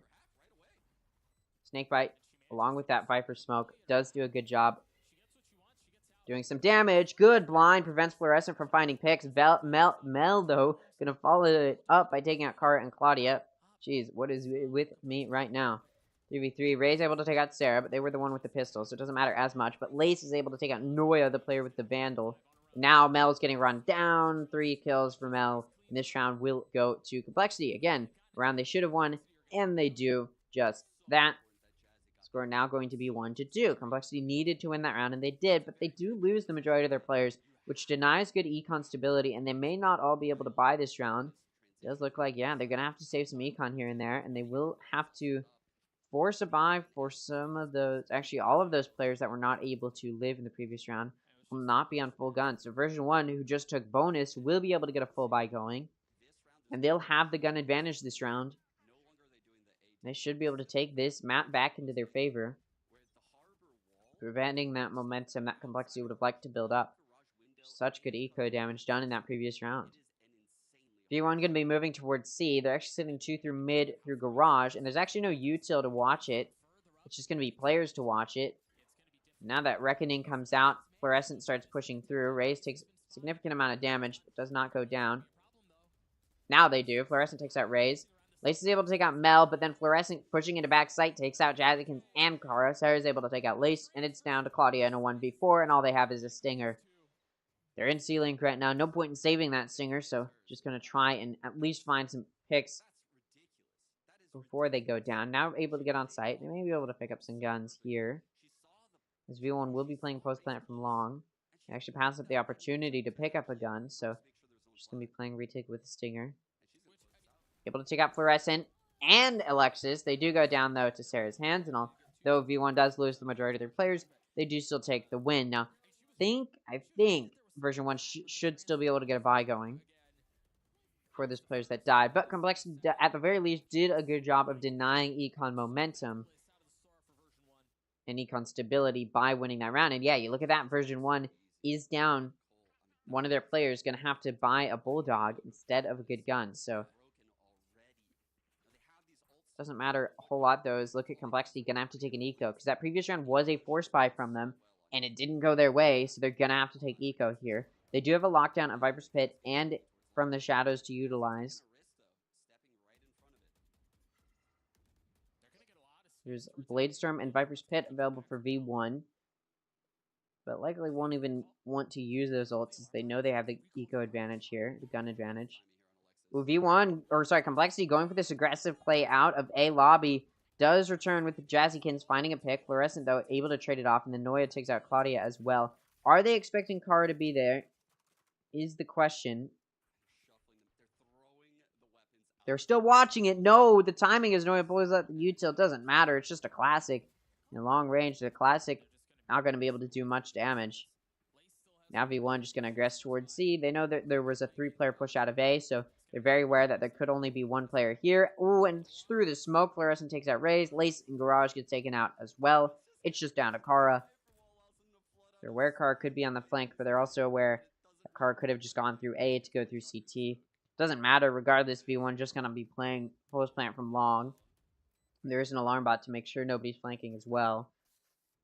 So Kara, just a classic, going to have to try and make a play. They can pick up a Guardian here. Coming through Garage. I think at this point, Complexity should be pretty aware of this this post plant from long. Doesn't matter, though. Fluorescent's still just going to be able to take out Kara for a 3rd kill in the round. Once again, Fluorescent trying to prove that they are a very impactful duelist for version 1. Got a Blade Storm, Lockdown, and Viper's Pit. 1 point away from his Seekers as well. V1, 3 ults, 1 close by. So their ult economy looking pretty good. You look at Complexity, they've actually got 4 ults available for them. We've got From the Shadows, Viper's Pit, a Lockdown, and Blade Storm.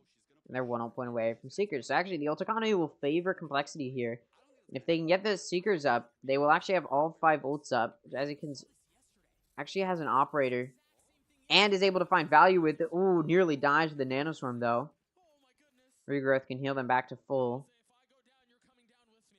Now they can turn their attention long. V1 just going to push up here. Jazzykin's going to have to play back. Pulls out the Blade Storm. Ooh, gets blinded. Can't find value there. Kara, though, on site, able to take out Sarah. Fluorescent takes out Kara for a trade, but that does still leave V1 down a player. And Claudia, look at this. The lockdown going to come out as the spike goes down on A. Still, though, the double updraft from Fluorescent. There's actually only 1 updraft, but from on top of that mid pillar does allow a pick to come through. Fluorescent going to get caught out by the lockdown in short. Spike just going to be held here as best as possible. Jazzykins just gets sprayed a little bit, has to get off of it. Fluorescent wins the 1v1 with Jazzykins with the Blade Storm. Mel takes out Raze from Heaven. Lace with the Guardian, or Vandal, sorry. I don't know why I called it a Guardian. In this 1v3, takes out the TP. Still, though, spotted by Fluorescent and does go down to Mel. So the buy from both sides does go to V1. And at this point, Complexity just going to have to take a timeout to try and reassess themselves, as they just, once again, just seems like version 1 just knows how to get behind what Complexity is doing. In version 1, with the perfect timing to go A after going C for so long. Complexity doesn't actually take a timeout. Just going to wait until after this eco. Viper's Pit is available for both sides. Seekers are up for Complexity and From the Shadows. Version 1 has a lockdown along with that Viper's Pit that I already mentioned. So V1 has some more impactful ults here. V1 once again looking to go A. It's an eco from Complexity. So V1 may be able to get in here pretty easily.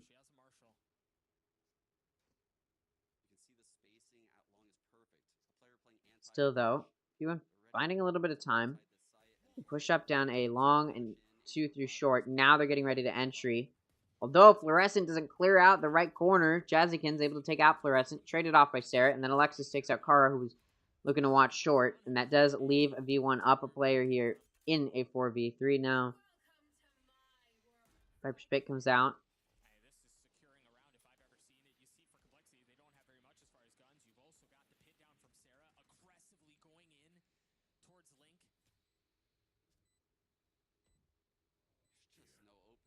Does look like Complexity now gonna have to play this retake. Trying to go through Heaven mostly, because that Viper's Pit just controls that CT entrance so well. And yeah, Alexis gonna take out Claudia. Leaves it in a 2v4. The Complexity. Shorty comes through from Sarah, allows them to take out Lace. Bucky pick from Raze, drops that Viper's Pit, but then peeks from a wide swing onto Noya, and Noya wins the 1v1 between the Vandal and the Bucky. V1 now in their 6th round. It's impossible for Complexity to take the lead going to the next half, but I wasn't anticipating that regardless, because this is an offense-sided map. But V1 taking more than 7 rounds means that Complexity likely won't be winning the map. And 8 or more rounds, or more than 8 rounds, is definitely not looking like it'll be a win for Complexity. So Complexity does need to make some progress here. They're taking that time out to figure it out. Because again, V1 is just winning gunfights they need to win. They're using their util effectively to just flood into the site. Complexity's struggling to use their util to retake. They're playing pretty aggressively far up on the site, which means that they lose players early because they're just losing the engagements that they would need to win. And that does give V1 the player advantage, and they have site control. So then Complexity's down players having to try and retake. So I think if Complexity knows how to retake effectively, they got some good retake executes they can utilize, then they could try and go for playing a little bit further back and playing off of site. Maybe stacking a site, trying that out. Or going for possibly an aggressive play out of a site. Again, a lot of different ways to approach it. Lockdown available for version 1 this round. Complexity, though, is 3 ults. Viper's Pit, From the Shadows, and Seekers. So they've got better ults here. Or more ults, rather, to try and use in this round. Look at this. Jazzykin's going to be playing inside of Garage with the Operator. May find value as well, because that is where V1 may be leaning. Yeah, Jazzykins does take out Noya and get away with their live. Does not make this a 5v4. So V1 loses a player early. But this has happened before. This is not the first time this has happened where V1 has lost a player to the op. Or gotten first blood for Complexity with the Operator. And then V1 still wins the round. So, very possible V1 does still win this. Though, look at this. Jazzykins has recentered themselves towards B, and that could be a good place to put the Operator. It looks like that may be where V1 is headed. Harbor Util does suggest that. Jazzykins tries to fire through the smoke and get an op pick, but not going to be able to. And it looks like V1 actually going to be moving back towards C. You might want to push through the Viper's Pit, which is an interesting choice. Raze does get concussed by Sky Dog. And they do go down to Fluorescent, who's coming through Garage, and Sarah's able to take out Claudia at the same time. Boom, like I said, although First Blood went to Complexity, V1 gets the player advantage back into their hands as they push on to C, and this spike can go down. Although the lockdown isn't an option for V1, as Noya went down early, Postman can still be played from long without it. Complexity's gonna have to push in towards C site, go for the retake, but they're down a player once again, like I talked about.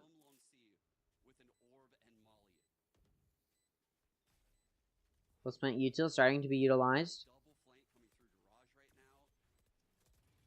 Spike is tapped. Fluorescent does see the extent of this, as they are in Garage. Lace on top of that middle box does take out Fluorescent, but it's a 1v3. Just going to go for the save at this point. Does look like Sarah wants to chase them, try and deny it, but just ends up pushing into B, so they're not going to find them. V1 will take the lead now going into the next half. So we move into the 9th round. There's still quite a few rounds for V1 to take into their favor. 4 rounds left in the half, and Complexity gonna have to take yet another eco.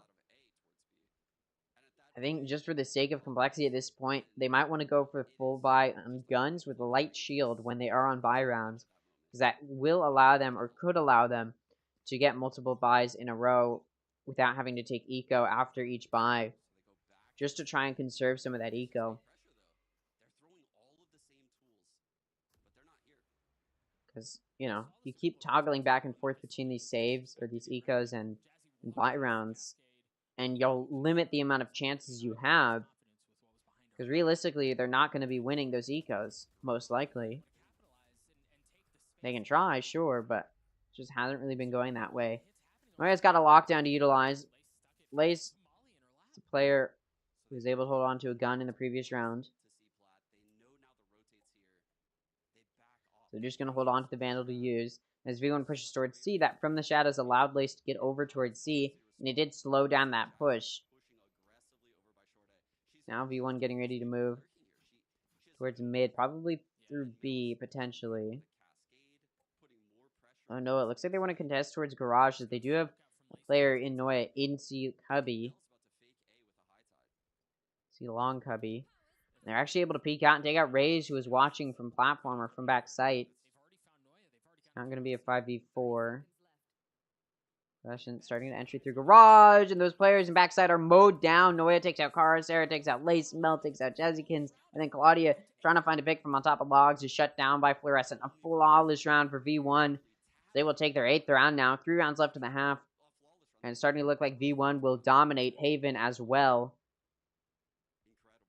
Trying to end this best of 5 quickly. I guess they got other stuff to do with their day. Lockdown available for Noya. Fluorescent's 1 ult point away from that Blade Storm. The Reckoning is 2 ult points away from Mel.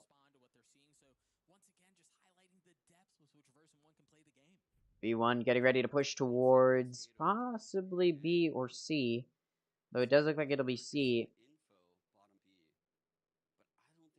They get ready to push through. Now they're actually going to be playing back towards mid. Possibly towards B.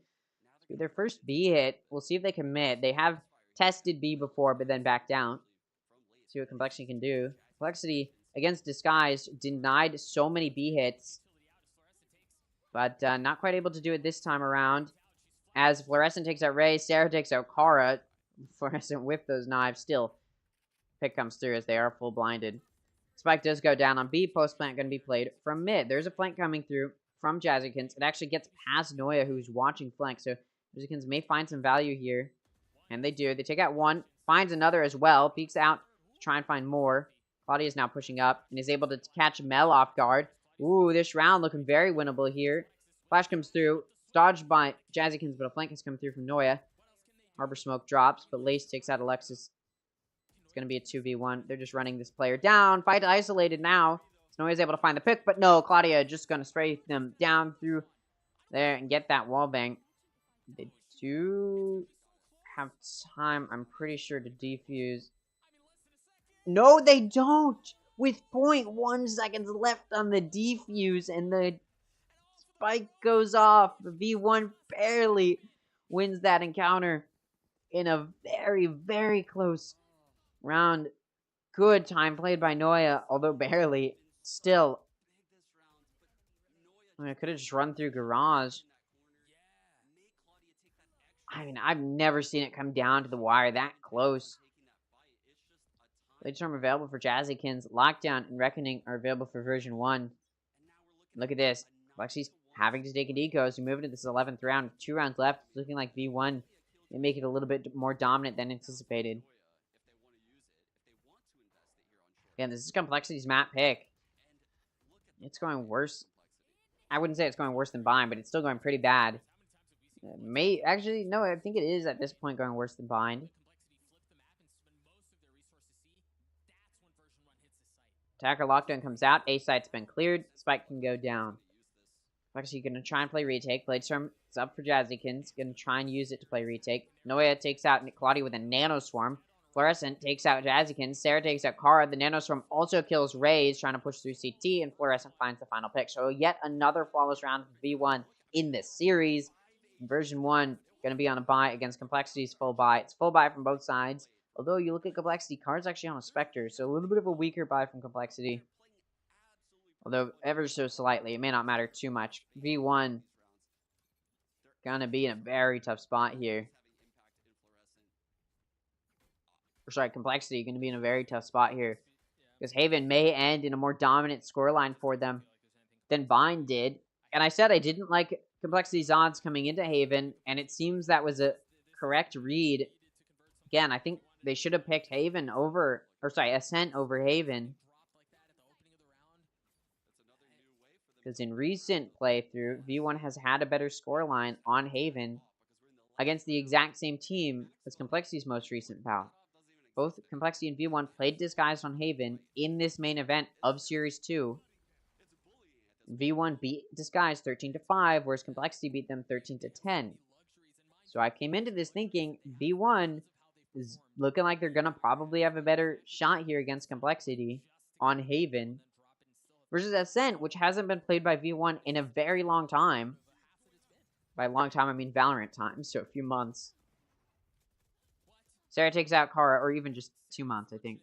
Sarah takes out Kara, Claudia takes out Fluorescent. Sarah able to get that trade pick. It's going to be 2-player advantage for V1. As the spike goes down on B, it's pretty much over for Complexity. He's going to have to play a 2v4 retake. The last round of the half, no point in saving. And if V1 does win this round, which is looking like they might, when we move into the second half, if V1 takes the pistol round, it's pretty much over. Race takes out Alexis. Plus spent util being played here. Nanostorms prevent them from getting on that spike. Now they're on it. Spike can start to be held here. Spraying through the smoke, though. Sarah takes out Raze. Down to Jazzykins in a 1v3, and they tap the spike, and they go down. They just had to hold it there. Sarah going to find 4 kills in the round. V1 gets their 11th. So if V1, like I said, takes this pistol, it's pretty much over. I mean, the map's already over. There's no way Complexity's winning this map. But point is, if Complexity gets this pistol, a comeback is, in theory, possible. But if V1 takes it, they could just end it very quickly. Because if they take the pistol, then they'll have the gun advantage next round, and that'll be that possibility of a 13th round. I am Complexity. I'm going to be very worried here. V1 making this look easy as well. Disguised put up a better fight against V1 in the upper final. This is just looking humiliating for Complexity, who should have been able to put up a better fight here than they currently are. Again, V1 got the advantage of banning both of the maps Complexity might have had a chance on. But still, to go down this dominantly, this embarrassingly, I mean, you're going to be humiliated, Complexity.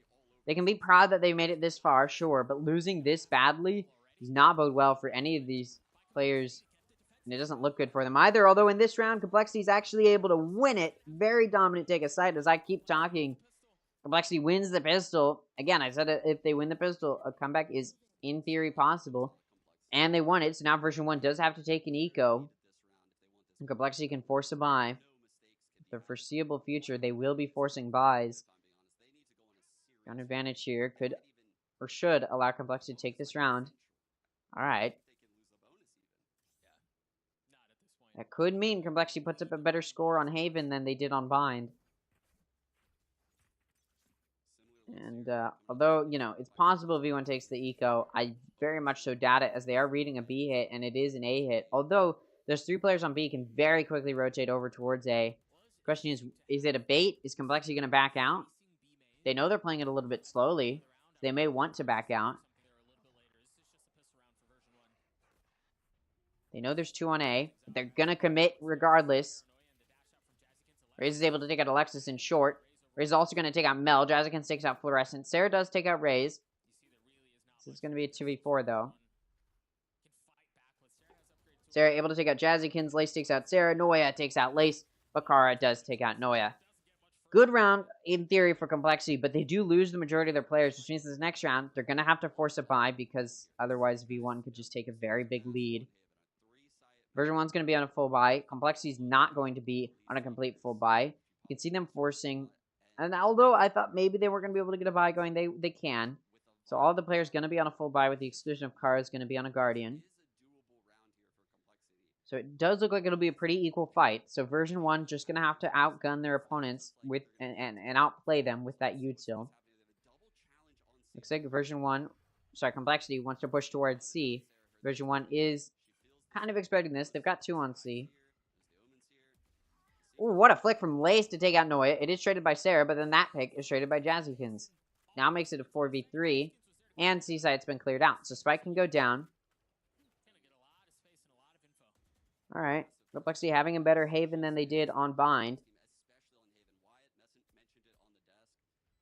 All going to be in Garage.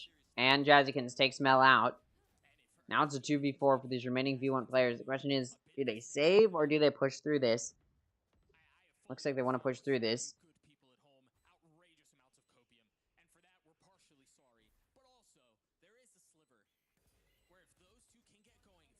Raze takes out Fluorescent, and Kara takes out Alexis. Alright, Complexity starting to pull through when they need it most.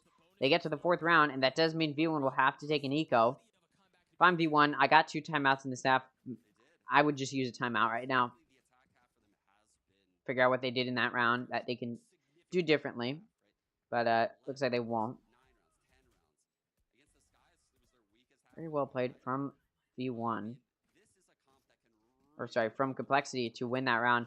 They just won their gunfights that they needed to win. I think V1 should have been playing a little bit more defensively on the site. I think they just played a little too aggressively, peeking when they really didn't need to, that sort of situation. V1 going for an aggressive 3-player push out of A into A lobby. And they do all have sheriffs. Will they find value? This Viper Smoke drops. They do. Alexis takes out Raze, preventing a pick from coming through. But look at Complexity. They weren't going to go through A. They're going towards B.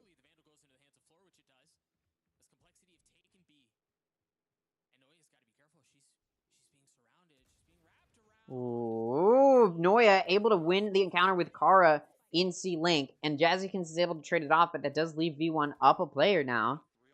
All 4 of those V1 players running it over to C, as Complexity is getting ready to plant on C. Now, all of these Complexity players are on C or down C long, so it's going to be post-plant played from lock. Fluorescence picked up a Vandal. Now, Jazzykins is actually going to be in Garage now. Gonna flank those players. They switch the shot onto that player and platform. Spike just gonna start to be held here. Lace able to take out Sarah. Alexis takes out Lace. Claudia takes out Alexis. Coming for the flank, Jazzykins is taken out, and the Spike has been held to defusal. Fluorescent takes out Jazzykins and Claudia. 50 round win as V1 wins their eco. I said maybe they wanted to take a timeout, but they didn't even need to, and now version 1 gonna be back on a bye. And Complexity needs to win the next 8 rounds in a row to take it to OT, and then they need to fight through OT if they want to win this map. And I don't think that's possible. Bladestorm is in the hands of Jazzykins. From the Shadows and Viper's Pit are available for Complexity as well, or 1 ult point away, rather, for Complexity as well. Version 1's got Viper's Pit and Seekers.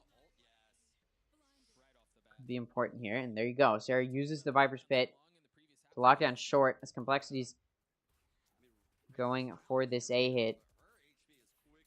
I'm going to push up here. Updraft. Ooh, Bladestorm misses, and Mel can take out Jazzykins. Now it's going to be a 4v5. Complexity. Alright, we lost play. Let's get out of here. And that's exactly what they're doing. Looks like they want to move towards B. There's going to be some Killjoy used to watch B, but there's nobody there yet for V1. I say yet, because some of these players for version 1 are rotating off. But it actually looks like they're rotating towards C, though Omen Smoke does...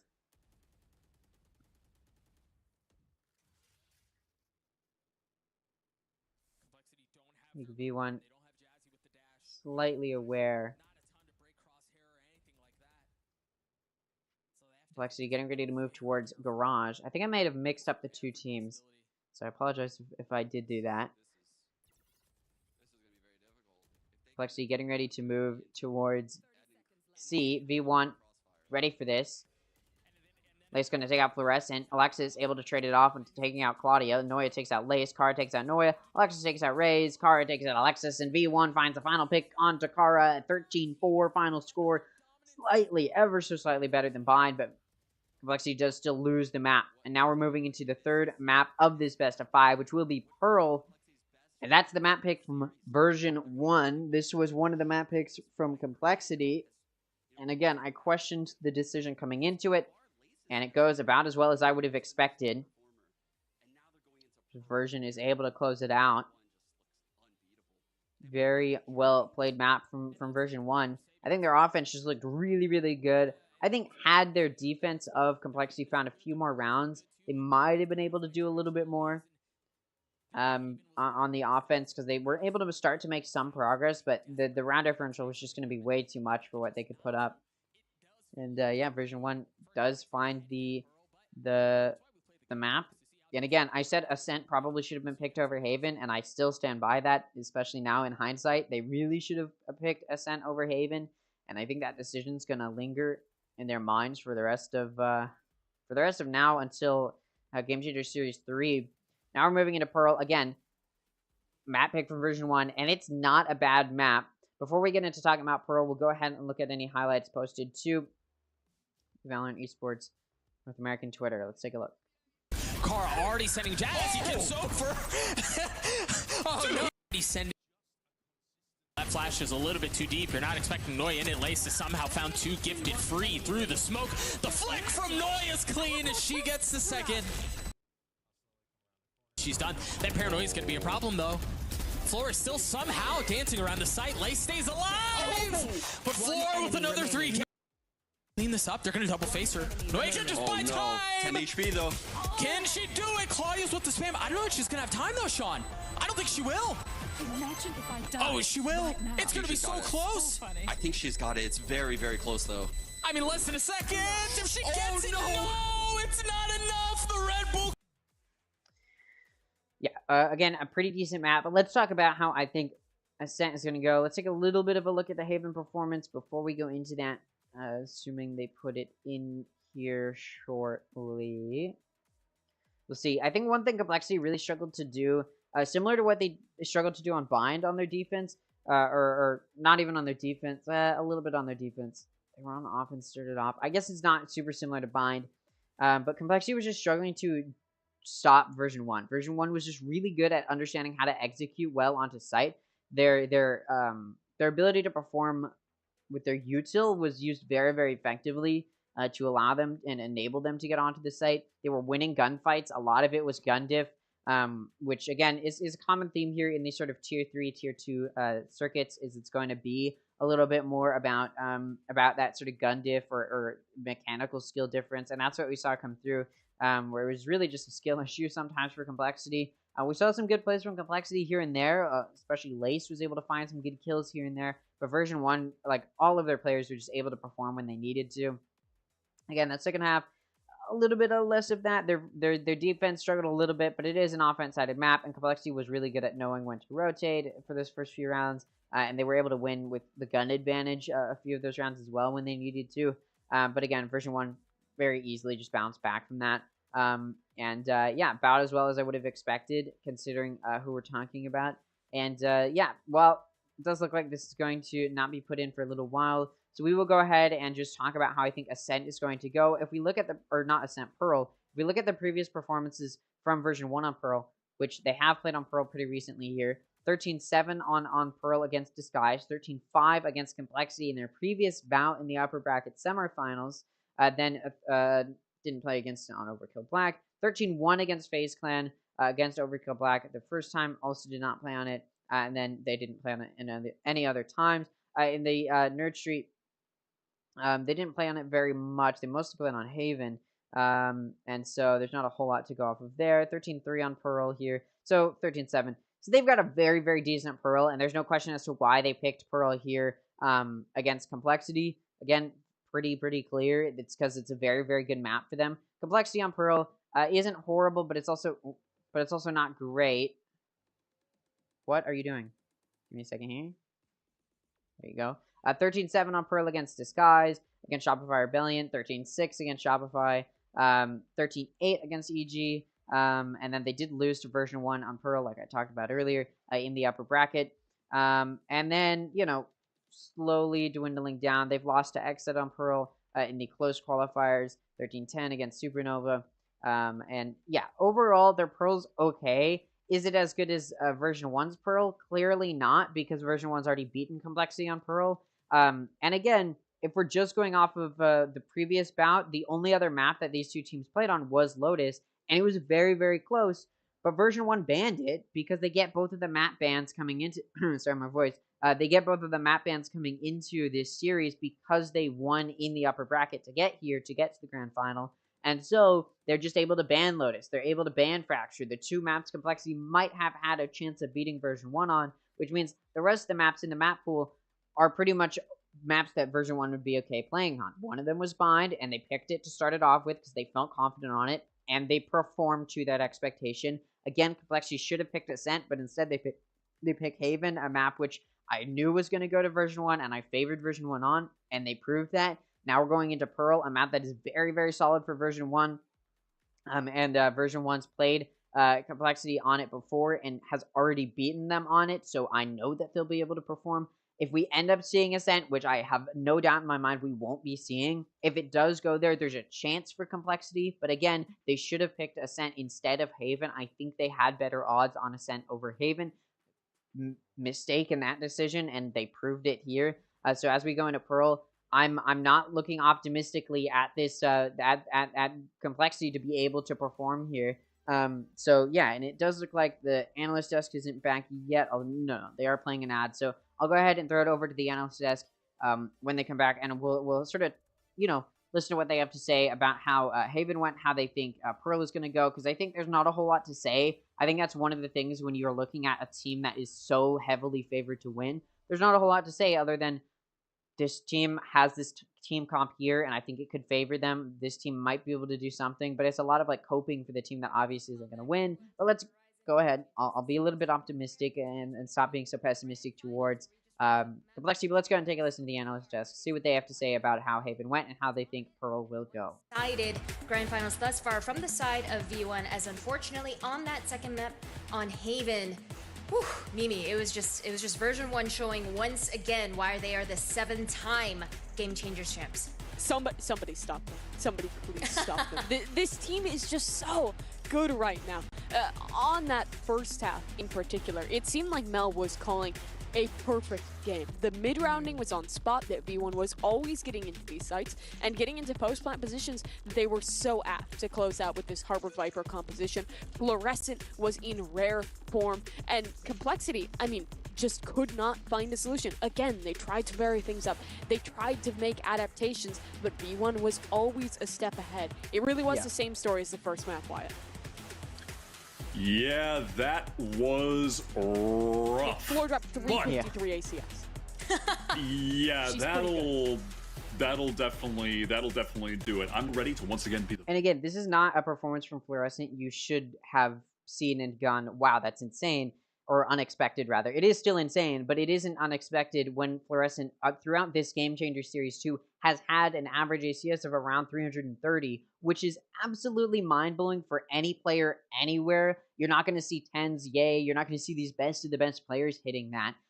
It's purely because version 1, I've said it before, they're sort of smurfing in this Game Changers tournament. I think they're meant for co-ed tournaments. They're meant for challengers. They're meant for tier 1. They should be in tier 2, tier 1, not here in Game Changers. This is just not going to be a series that is going to be, or even a tournament that's going to be hard for them. I think once they make it through Game Changers and they make it to champions, Game Changers champions, that's when we'll see them really have to put up a fight. But for now, in this North American space, co-ed tournaments are really the only place they're going to get tested.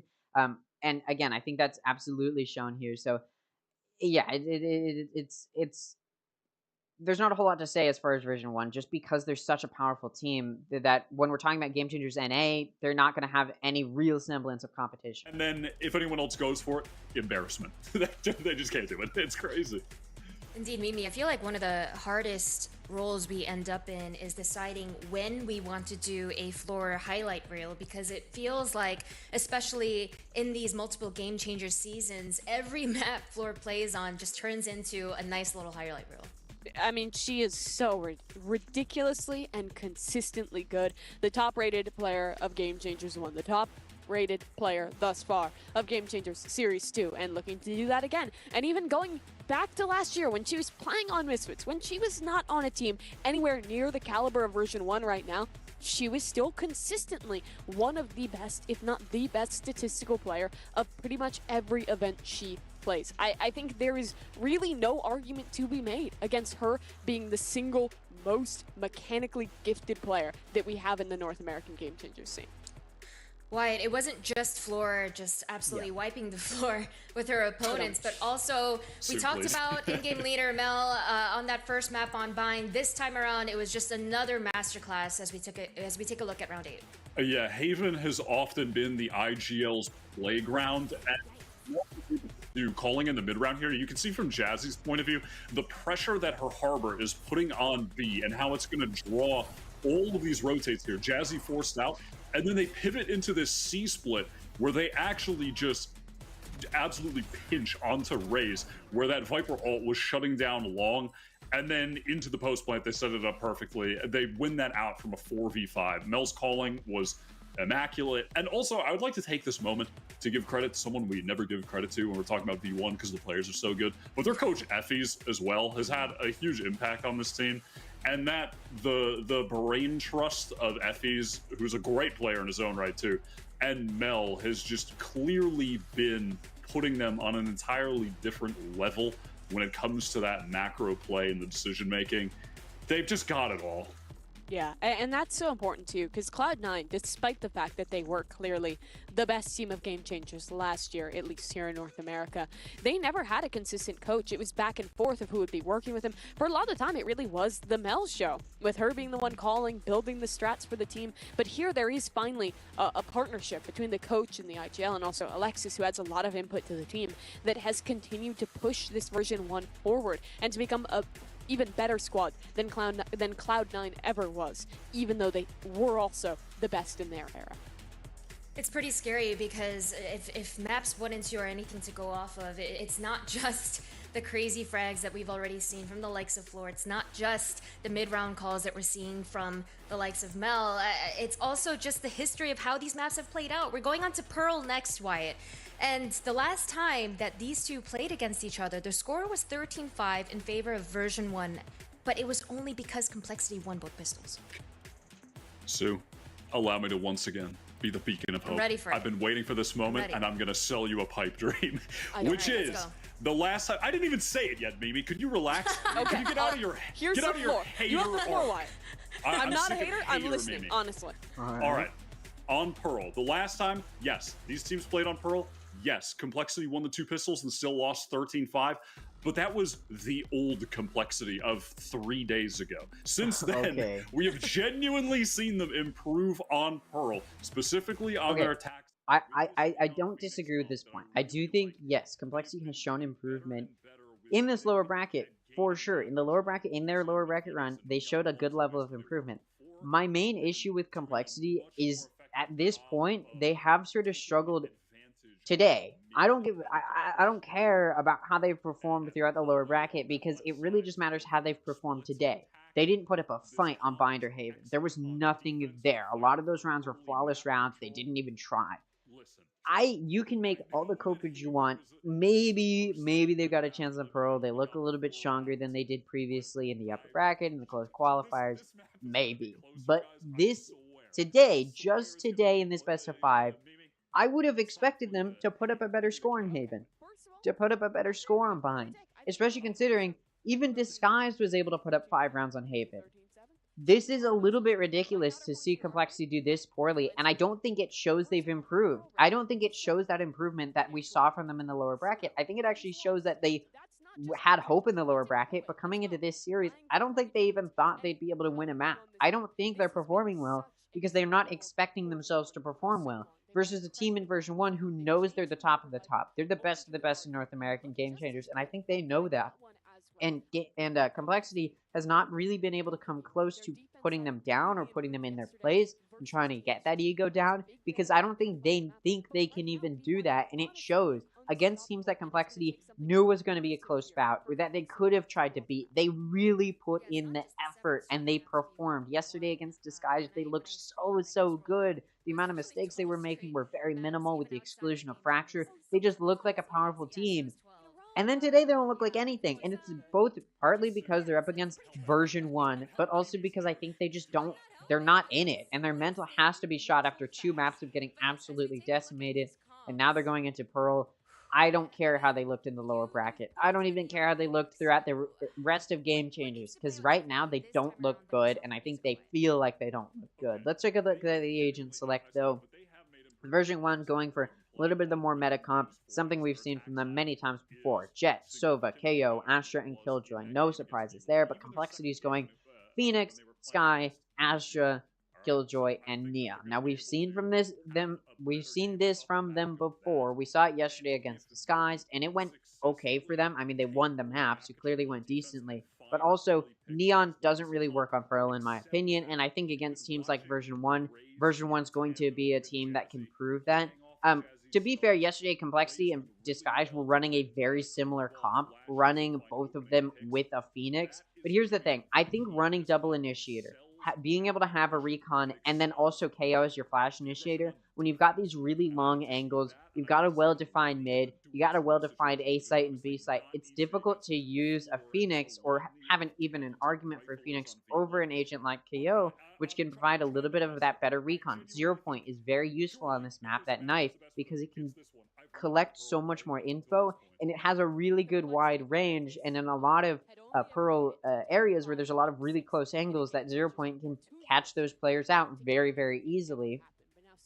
I, as someone who plays KO, understand how well KO can work on this map, and I think over an agent like Phoenix, sure, you'll have more firepower running double duelist, but I just don't see Complexity doing super well here, and especially against a team like Version 1, which understands Pearl so well. They've got such good strats on this map as well. Complexity can try their hardest like they did with Disguise yesterday, and they did beat Disguise yesterday, but again, both teams were running with a Phoenix, and I think Version 1, any of these higher level teams would be able to prove to Complexity why Phoenix doesn't work on this map, why Neon doesn't work on this map. Again, Neon can't hold long angles very well. We see Jazzykins try sometimes. Yesterday we saw them pull out the op occasionally, but you're not going to be able to get out of those angles very quickly, so it doesn't make sense to put the op on a Neon. You're going to be having to play aggressively, and when we're talking about a map in Pearl, which is very equal in its sort of, it's not super one-sided. It's a very balanced map. It's not going to favor offense over defense necessarily, but when you're running a more offense-sided team comp, and sure, this is great, Complexity starting on offense, the issue will arise when they're on the defense, and against a team like Version 1, which I even expect Version 1 to take the lead going into the next half, when we switch sides, Complexity is going to be a complete loss for what to do, because they're just not going to have the agents or the abilities to put up a good performance, and I think that's going to absolutely be a factor here against a team comp in Version 1, which is more balanced to favor not favor one side over the other necessarily. Maybe a little bit of the defense, just not, because they're running double initiator, but it's it's going to favor defense more than Complexity's comp. But I think both offense and defense work well with the comp that is more meta, which is what V1 is pulling out here. So we'll see here. Version 1 starting on the defense. Complexity, like I said, starting on the offense, which they're running an offense-sided team comp. This is their side to win. If they don't go into the next half with the lead, I'm telling you now, they're losing the map. Let's see how they perform, though. Is Complexity going to start this pistol run off by going through mid? Getting ready to go through Art. Going to have to encounter Sarah and Alexis. Ooh, Alexis narrowly missing the opportunity to stop the push in. Jazzykins is able to take out Sarah and Mel. Alexis, though, from Connector and into Art, is able to take out Raze and Claudia. A-site has been cleared out. Again, Jazzykins did a good job of finding those 2 entry picks. Site has been taken. Spike plant has been faked out, trying to maybe see if they can bait out V1. It will be a 3v3 retake for V1. Spike goes down. V1 clears in towards Secret and into backside.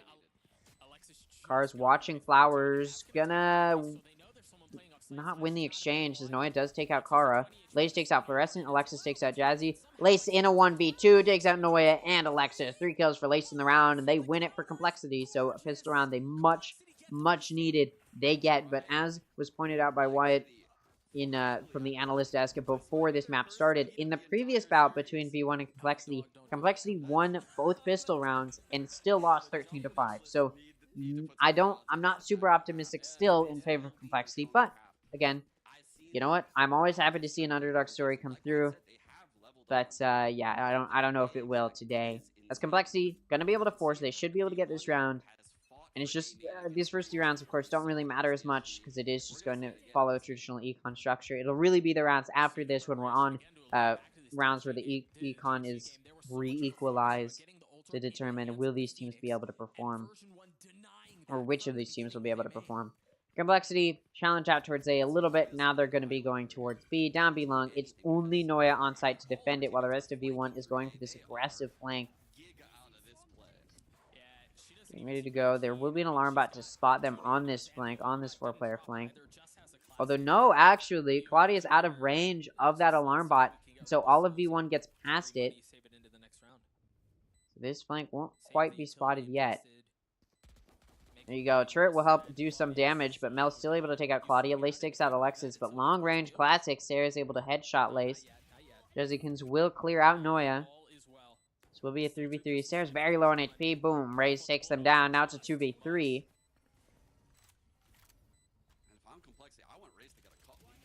Jezikins going to take out Fluorescent and also Mel. Jazzy starting off this map with pretty decent half so far.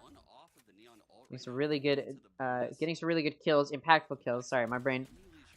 Getting some good impactful kills for their team in this map. Just in these first 2 rounds. We'll see if that will continue. Obviously, Complexity gonna have to take a bonus round here. Thank you, Dog B, for the subscription. I appreciate it. V1, of course, going to be on a full buy to combat this bonus that Complexity has pulled out here. Looks like Complexity going to get ready to push towards A. There is a spike left in that offense spawn. Jazzy going to take out Fluorescent to start it off, but Mel is able to trade it off. This aggressive 4-player push out A hasn't been rewarded, but it has given Complexity their disadvantage here, as they don't have their entry duelist. They do still have Raze, but Jazzy was doing a lot of that good entry. Now Complexity has been able to actually push up down B long a little bit. Now they're getting ready to push onto the site. Phoenix Yuto going to allow them to start pushing in. Seekers also come out to detect Noya and backside, and they know that that's the only player. The flash comes through from Raze, and Noya goes down. Phantom can be picked up, but no, V1 mows them down. Mel with a 3K as Sarah and Alexis help finish those players off as well. So 3 players left alive for V1, and they will take the buy round that they should have taken, and they do it with the majority of their players, so they will be able to get some good eco moving for them. Now, Complexity going to be able to take a buy off of that bonus round, and it will be a full buy from both sides. So this will be the round to determine which of these teams is going to have an impact in the round. Overdrive available for Complexity, Null Command available for version 1. Question is, will these ults come out? No, Fluorescent denies that overdrive, as well as Raze goes down, and that does mean Complexity is out of their duelist, no entry util to utilize. They're just going to have to rely on Lace, the initiator, to do some of that aggression. Complexity is going to be at a loss to start off this buy. Aggressive playing mid. What a good denial from Fluorescent, who didn't even die, down to 30 HP. Ultra Orb going to be picked up by Claudia. Mel pushes up through that smoke, trying to maybe deny it, but no, can't quite get there. Now Complexity getting ready to push into A. I'm sorry, I'm misspeaking a lot today. Complexity getting ready to move towards A. Flash getting ready to come out from Alexis. Null Command does do some good detection, though, in A main. Complexity, they're running low on time, only has 45 seconds. They don't really have the time to rotate, so time pressure being applied. It looks like they're just going to commit to A. And they are down 2 players, and they don't have that duelist, which is why this is being so difficult for them. Ooh, Mel jump peeking from dugout does spot Lace. This push into A is started. Alexis with such a good blind. It doesn't matter. Complexity's able to defend. Kara finds 2. Claudia finds 1. And that actually gives Complexity the player advantage. I thought it was over in the round once V1 got that 2-player advantage, but suddenly Complexity with the player advantage. Spike even goes down. Fluorescent's down to 30 HP. I mean, they've been down to 30 HP, but now that's going to be a factor here. Noya able to entry onto site and catch a flank onto Kara. Now both players for V1 starting this entry. Lace from Art is taken out by Fluorescent, and Noya is able to take out Claudia in main. So, although Complexity did for a split second have some hope of winning the round, V1 does end up clutching it up, and this will be a scoreline of 2-2. As Complexity loses the first buy from both sides.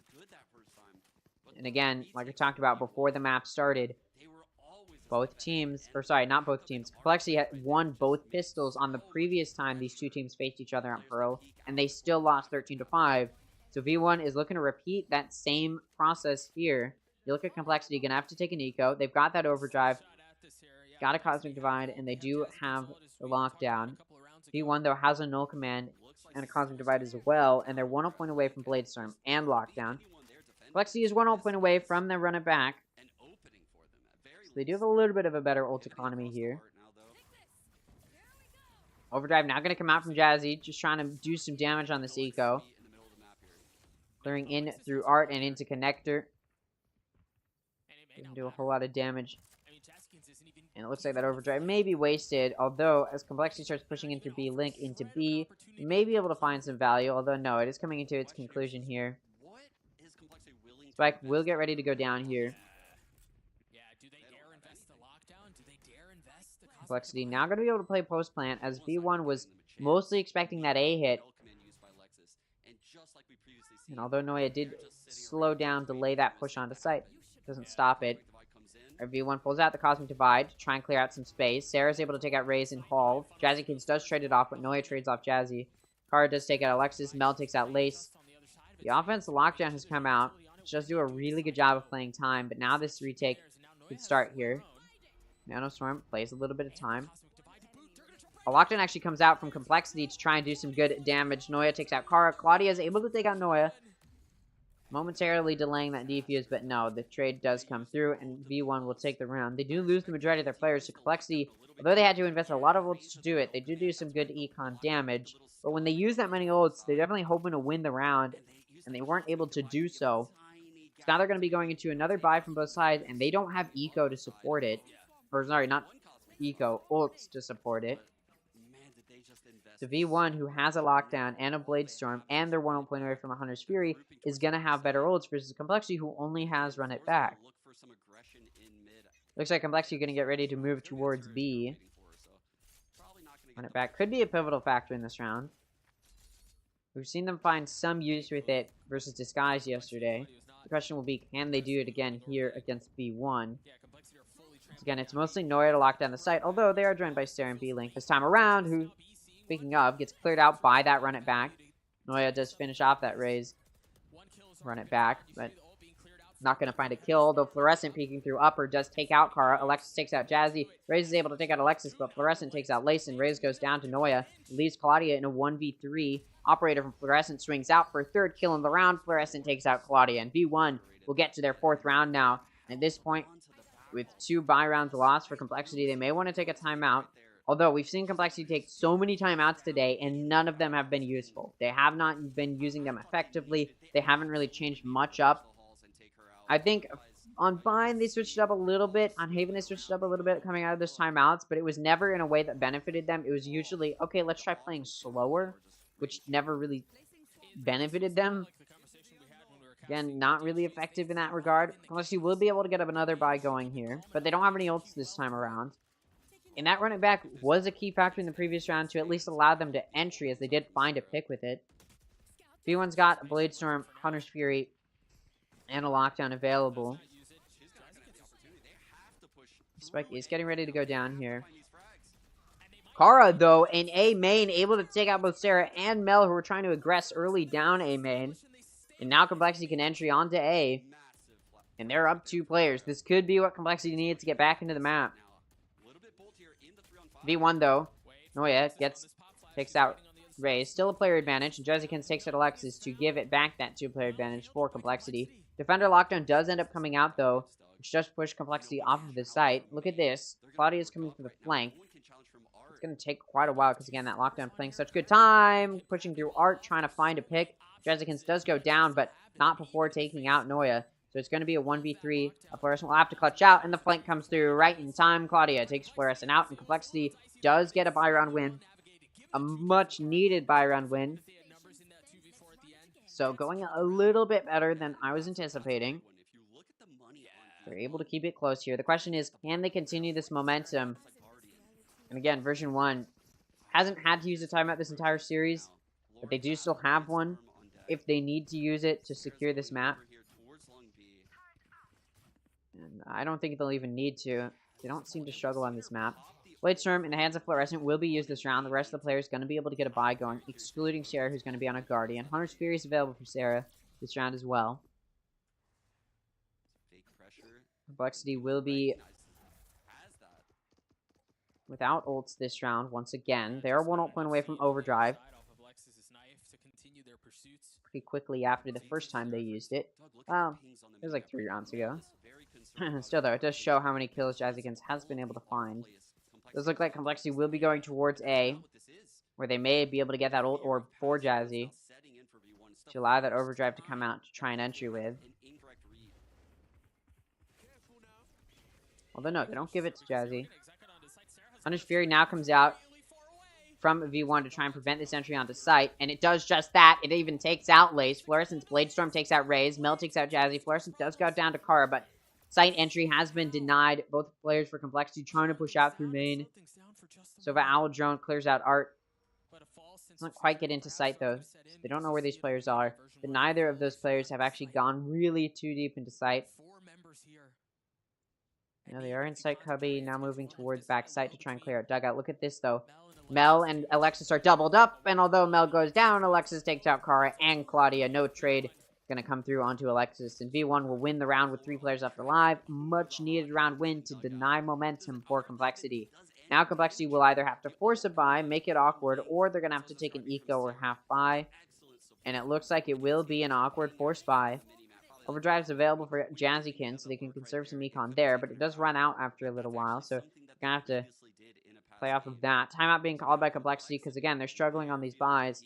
The main issue is they're not able to clear out site very effectively a lot of these times. In that previous round, for example, they were just denied in their entry. The controller util from V1 made it a little bit too chaotic for what Complexity could push through. It just seemed V1 was able to take better awareness of that situation. So in that regard, Complexity just lacking a little bit of that awareness of how to approach that site take. The util wasn't used very effectively to give them vision, but at the same time, Complexity lacks very much recon util, because again, they've gone double duelist, so they've sacrificed double initiator, so they lack a real good recon initiator. Again, they still have Sky, but it doesn't provide that precise recon initiating util you'd get from a Sova or a Fade, and instead they've gone for a Phoenix and a Neon. And if those players, if those agents don't find very much use in trying to entry, or they don't find very much value in the entry onto site, they will struggle to do much of anything. Looks like Complexity going to be able to, or going to get ready rather, to move towards B. They've got Seekers, Cosmic Divide, and Overdrive. Very good ults, and again, they're forcing a buy here, so they do need to win this. They really need to win this, or next round will not go well for them. And as we move through the last few rounds of this half, not having those buys is going to weigh on them. Fluorescent, top of box, going to be able to take out Claudia. Jazzy pulls out the Overdrive and does take out Fluorescent. Does make this a 4v4. Although Sarah's able to shut down Jazzy, Raze is able to get through Hall and take out 2. Does get shut down by Mel, and Mel also takes out Lace to finish it off after Sarah takes out Kara. So this round will go to V1, and although Complexity nearly won it, all of those ults they invested do not return on that investment, and now Complexity will have to take an eco round. They do have run it back for Raze. They were able to get up on that previous round. But again, we're moving to the last 3 rounds of this half. Complexity not able to find a buy this round does mean they're going to be able to buy next round, but if they don't win next round, then they'll have to take eco, or at least an awkward force buy on the last round of the half. So the way that their eco has panned out does not look very good for them for these next few rounds. Assuming V1 wins the next 2. Cosmic Divide is available for Mel. And this aggressive play that V1 has done quite a few times now down A main. Hands out this time. Alexis is able to take out Lace. Well, for that, the rest of Complexity is pushed through mid. It's going to go into connector. Sarah takes out Claudia. But look at this. Sarah's so aware of that connector push and is able to take out Jazzy. They do get traded off by Raze. Raze does have this run it back to try and clear into sight if they want to use it.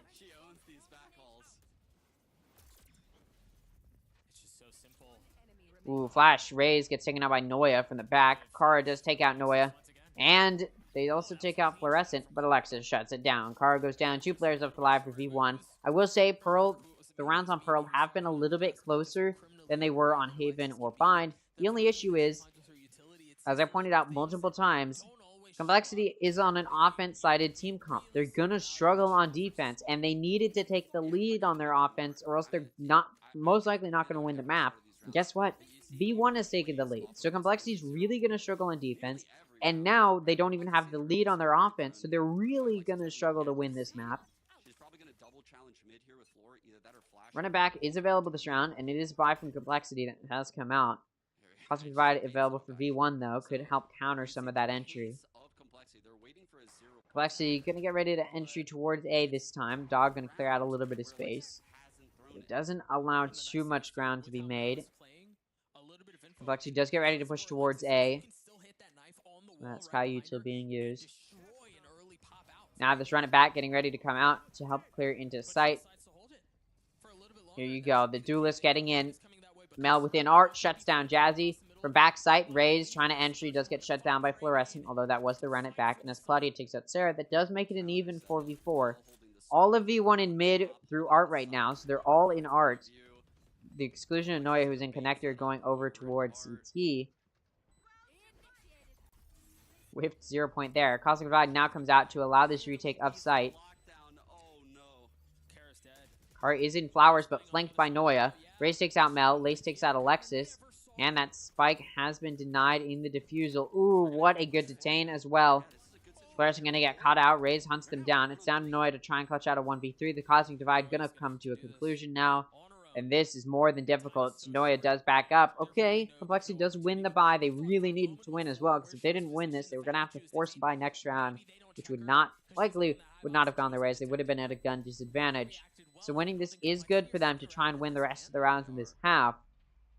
However, V1 time and time again has shown adaptability. And again, Complexity is already likely in a bad spot because they don't have the lead. They don't have the lead going into the next half.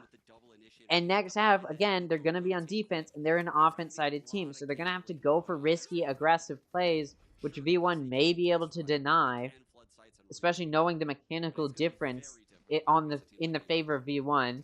Fluorescent, of course, has one of the best duelist win percentages, duelist average damage per round of any duelist in any space, but especially in game changers of any space, of any region. Noya, this round, able to spray through the smoke and take out Kara, as Complexity was trying to push down B. They do get denied in that push, and now they back out. No ults in play for either team. This round will go without ults. Looks like Complexity just gonna split up a little bit, making some progress towards A main. But that spike on Jazzy is still in B lobby. Does look like they may actually want to take it B, because there's players who are pushing up towards A now back out. And Jazzy with that spike has gone closer and closer to B long. The drone gives false info, and you can see V1 shifting right side of the map. 3 players in A. Sarah rotating. Raze will get ready to help their team in the entry. Both duelists now entering. The spike has been passed off. Or no, it hasn't. Actually, Jazzy will entry with the spike. This could be dangerous. Jazzy in Hall. There you go. Gets taken out. Spike's down in Hall. Although Lace is able to get that trade pick through.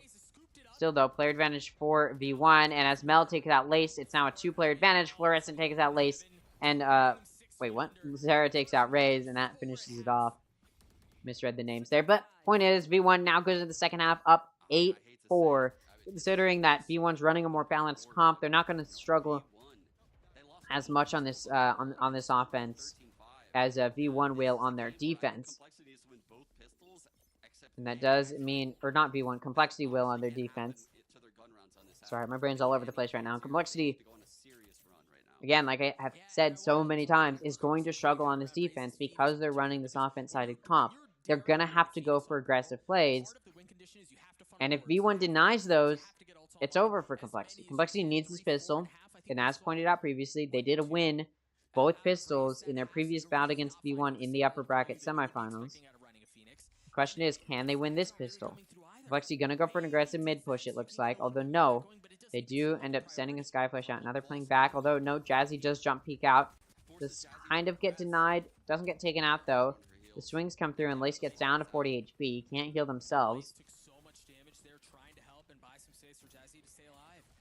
Now this entry starting in towards Art.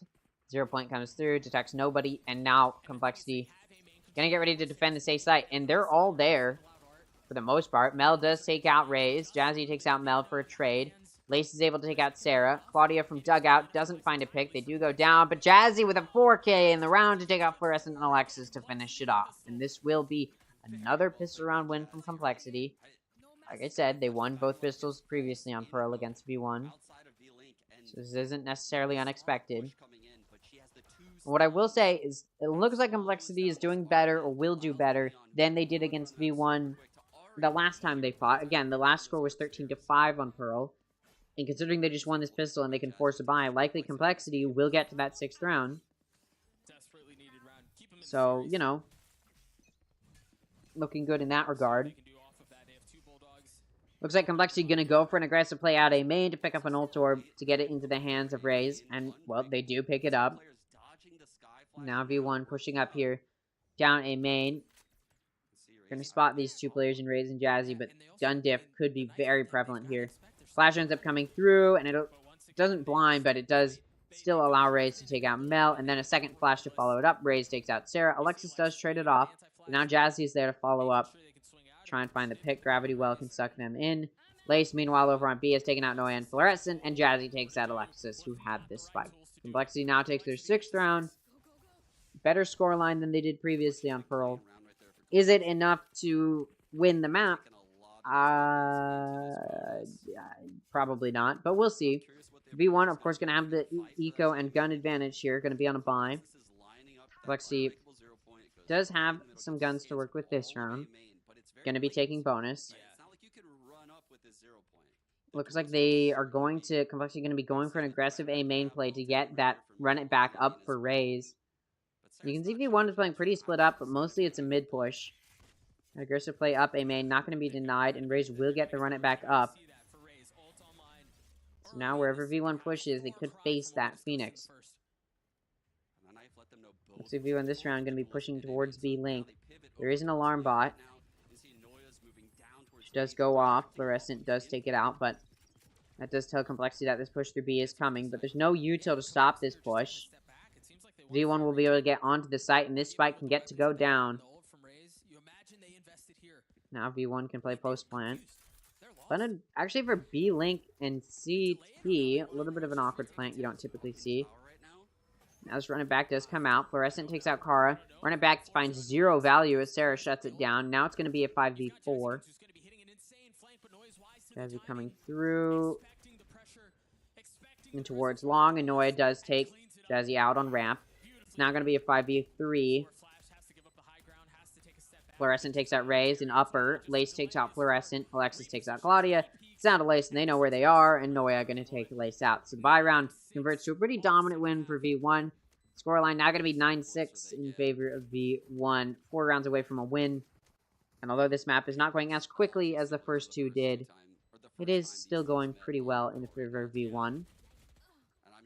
This next round will be a buy from both sides. This will be the determining factor. Can Complexity win a defensive round despite being on an offensive-sided comp? That is the question. It looks like Complexity going to try and get that A main orb for Lace to get the Seekers up. But look at this. V1 is going towards A this round. We'll be able to deny it. That Astra util, of course, going to alert Complexity to that push. After finding no contact, it looks like V1 will back out after grabbing the orb for Alexis, who is now 1 ult point away from the null command. V1 now going to get ready to push towards B, it looks like. And Jazzykins has picked up that operator, but like I talked about before this map started, Jazzy's playing on Neon, which is difficult to, say, fire an op shot and then get away. You can still move pretty quickly, but there's no insta-dash or boom pack to get away quickly. So you could still get punished if you miss this shot, or even if you just hit the shot, you could get traded off. We'll see, though. Asher Smoke allows this cross to come through. Seen it time and time again. Oh, good flash. Prevents Jazzykins from peeking with the op. At least momentarily, and Alexis able to take Jazzykins out. Now it's a 5v4. Whiff op shot. Definitely works against Complexity there. Kara's able to take out Fluorescent, and Raze takes out Alexis's null command. Kara takes out Mel. Raze takes out Sarah. Noya able to take out Kara, but Raze takes Noya down, and Alexis's null command falls. No res possibility there. So the first buy from both sides in this half does go to Complexity. They're able to win around despite being on that offensive comp. All right. It's possible now that Complexity's able to try and get it back to evening out. I say back to evening out, but it hasn't been even since the start of this map. So we'll see. Can Complexity take it there? Is the question. Overdrive is available for Jazzy this round. Still has that operator. Bladestorm is available for Fluorescent. It's going to be an eco for version 1, though. Still, though, this Bladestorm could find value, and it does take out Raze, and it also takes out Lace. A side is now clear with the exclusion of Claudia and Art, who could still find some damage. Alarmbot going to detect Claudia, but still able to take out Mel. That does prevent the spike plant from going down. Sarah takes out Claudia. Fluorescent with the right click of the knives going to go all the way into Kara, take them out. Fluorescent's able to find a pick. Or sorry, Jazzykins is able to find a pick, rather. It's not out of Jazzy in a 1v3, and they've got an op. Able to take out Alexis. At this point, V1 just going to play it safe, maybe hold a cross. Attacker lockdown ends up coming out. Jazzy pulls out the overdrive. Getting sprayed through the smoke. Guns have been picked up as well for V1. Attacker lockdown. Catches Jazzy just barely in CT, and they're just going to run them down, kill them with the knife. Sarah finds a kill onto Jazzy, and the thrifty round comes through from V1. So although Complexity's able to win the first bind from both sides in this half, it's followed up with an eco thrifty round win from V1. Now V1 can afford a buy off of that eco round win. And they get a good eco boost as well to get some econ stability on their side. Complexity will likely have to take... looks like they're going to take a half buy here. Yeah, it's going to be a half buy from Complexity. Conserve some eco. It's actually mostly an eco round, so mostly pistols for them. The exclusion of the Vandal and the Bulldog. Seekers are available for Lace, and the Soul Torp has been picked up. So there is a run it back for Raze, but it's not going to be used quite yet as V1 is pushing through mid. Although some Killjoy util does prevent that push through into B-Link. Fragment goes into connector. Alarmbot goes off. Kara watching B-Link. Inside the smoke. Not going to find a pick, though. No value. Gets taken out. Sarah takes Kara out, and Alexis is able to take out Lace. Now it's going to be a 5v4. Mel takes out Jazzy. Claudia and B-Link goes down to Mel as well. Raze does have run it back, but it doesn't matter. Carelessly dashes into Hall, and Fluorescent get a punish. This round will go to V1.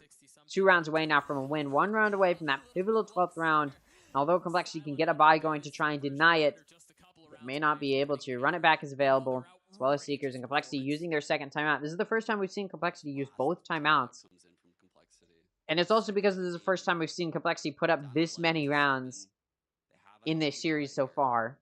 Previous 2 rounds previous 2 maps were very dominant for V1. This one, not so much, but still going pretty well for V1. And again, when V1 looks this good, it makes me think like they should not be here. They should be in Challengers. And it makes me a little bit annoyed that the winner of North American Game Changers doesn't get anything for that as far as entry into Challengers, which I think should be the case. I think, especially since we do have an additional Challenger slot because the guard qualified for Tier 1 through Ascension, so we've got 3 Challenger slots to fill. I feel like the winner of North American Game Changers should get a free spot into Challengers.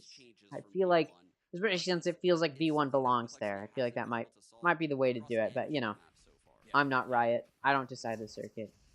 Run it back available for Raze. Seekers available for Lace. 1-0 point available, or sorry, 1-0 point away from the Cosmic Divide for Complexity. Cosmic Divide is available for V1. They're 2 points away from that Hunter's Fury. Could come up. Not in this round. I mean, it could come up in this round, but likely won't be used in this round. Looks like V1 this round is going to run it down B. You see Complexity ready to aggress in A. And, well, they're not going to find much value there. Other than maybe getting that Cosmic Divide up. And they do. So 3 ults now available for Complexity. But as V1 is getting ready to push down B, if they get there pretty quick. They're going to have to start going now, or else this rotate for Complexity is really going to come through. And it has started to come through. The Seekers come out from Lace. Claudia's actually able to take out Alexis. Mel's able to take out Lace. Raze takes out Mel. Sarah takes out Claudia. Noya able to destroy the run it back to prevent any more value. Jazikins takes out Noya and Fluorescent, and it's down to Sarah in a 1v2. Unable to find much value as Raze catches them out behind Pillar. That pick will come through. So Complexity wins a much-needed round win. It prevents V1 from getting to that 12th round, but it doesn't destroy the econ too badly, other than breaking down some of that econ stability. So V1 will still be able to get a bye going here. And again, V1 is a very adaptive team. So, okay, aggressive rundown B doesn't work out because of the ults. Let's just try going through mid, see what happens. Cosmic Divide available for Complexity. They're also 1 up point away from a lockdown. V1 has that Hunter's Fury up, like I talked about. That it may get up, but probably won't be used in that previous round. It does get up. And now it can be used in this round. Looks like V1 going to get ready to push through mid. Maybe move through B-Link. Jazikins watching it, though. And they do get blinded. Fluorescent able to play off of it. And Jazzy goes down. No trade comes through. Off of that, V1 going to get ready to aggress towards Art, hoping that they'll bait out Complexity to look towards B-Link. Silva Drone not going to find value in Art, so this push towards Art can come through. Meanwhile, Complexity getting ready to aggress through B-Link and into mid. Turret going to be destroyed to alert V1 to that push through mid. So V1 getting ready to push into A. Site will be given up. It's only Kara in dugout. But 2 players coming in through Art. Alarmbot will spot them there. And, well, they announced their presence as well. Hunter's Fury comes out. Sarah's able to take out Kara. 2-player advantage now for V1. Although V1 still hasn't gotten the spike down. Still expecting the possible push through Art.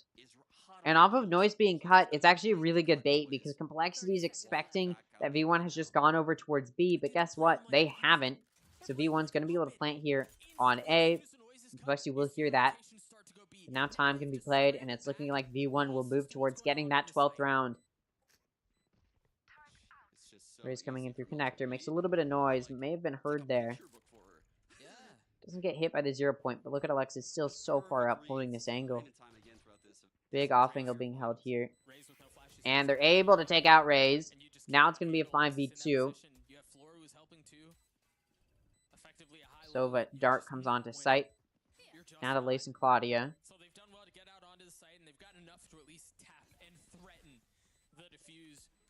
Looks like Shock Dart gonna come through. And this fight coming to its conclusion. These players for Complexity will not be hunted down. Although it looks like maybe V1 is thinking about it. They don't find the pick, so V1 gets to their 12th round. They're 1 round away from a win now. Their teammates will not be able to buy, and hopefully they can drop a couple rifles around. We will see what V1 can do. Cosmic Divide is available for Complexity. They're going to have to force a buy, but look at their eco. It's pretty low here, so they're forcing a little bit awkwardly. 1 point away from this lockdown.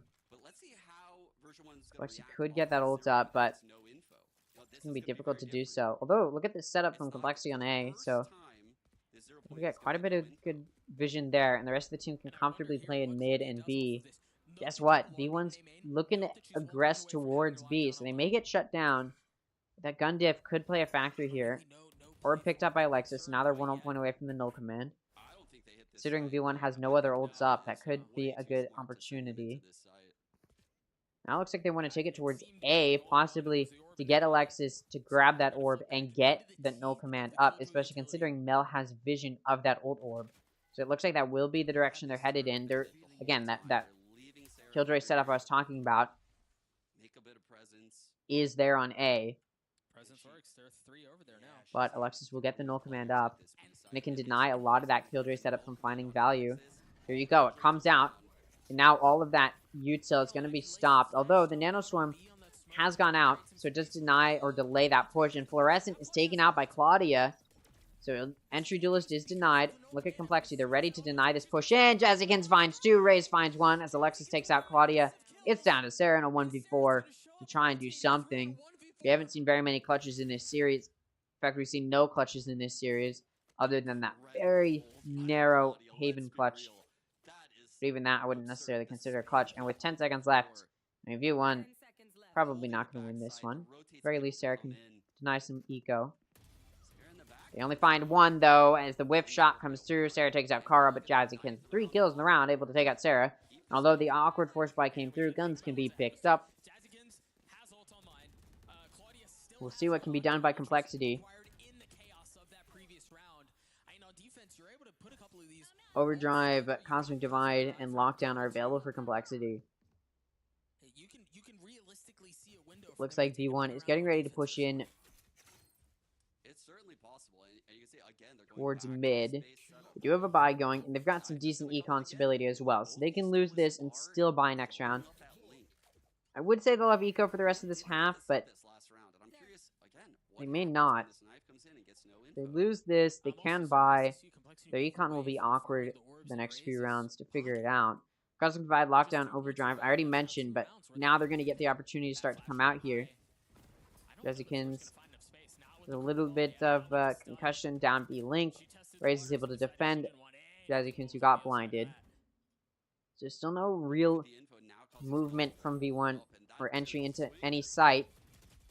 Mel, engagement in A does take out Lace, but they do go down, so no more controller util for V1. Sarah and Fluorescent in art. Sarah takes a fight in connector, and Raze goes down. Defender Lockdown comes out to prevent the push into A. There's time. V1's okay with this. You can just play some time to try and find some picks elsewhere, maybe through mid. And there you go. Fluorescent takes out Jazzy. And this fight gets ready to go down here. Claudia goes down to Noya. It's a 1v4 now for Complexity. It's pretty much over. Spike goes down. Kara gonna have to clutch at a 1v4.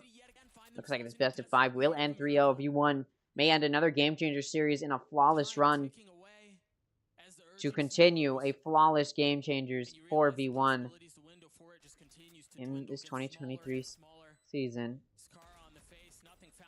Again, V1 doesn't belong here. I can't stress that enough. They belong in Challengers. They belong in Tier 1. They could clear MIBR easy, and Sarah takes out Kara for the 4 players left alive. 13-9 final score, and although map 3 is a little bit longer than the first 2, it is still a win for Version 1. Version 1 wins Game Changer Series 2 North America, and they will be going to Game Changer Series 3. They get a free spot to the closed qualifiers, as do the rest of the top 8 from this main event. You'll see them all in Series 3. Question is, who will be competing? Which team will remain victorious? Will it be V1, or will the rest of the teams have a fighting chance? That'll be happening in September, towards the end, and it will continue into October, so quite a ways from now. But in the meantime, you've got Valorant Champions to look forward to. That's pretty soon here, starting up pretty soon, starting in August, so I won't be casting that, won't be streaming that, but you can go ahead and check it out, and it should be a very fun time. Lots of Valorant to look forward to, and a little bit of a hint, or we've gotten a hint at maybe Game Changers, or not Game Changers, Challengers North America looking a little bit different from how it did this year to make it a little bit more fun for the competitors and make it a little bit longer with more opportunities to compete. So that's all to look forward to, but that's going to be it from me until Game Changers Series 3. Thank you guys so much for watching. If you want to catch more of my casting, I will be casting EVC X Crunch League these next few days, or these next few weeks. So you can go ahead and check that out at the EVC Twitch channel or Crunch Gaming Twitch channel, whichever one they do end up streaming it on. I'll be doing that these next few weeks. Thank you guys so much for watching this live stream. If you did enjoy, make sure to scroll down, see if you're subscribed. If you are, thank you so much. If you aren't, I'd hope you'd consider it. And I'll see you all when I see you. Have a good one.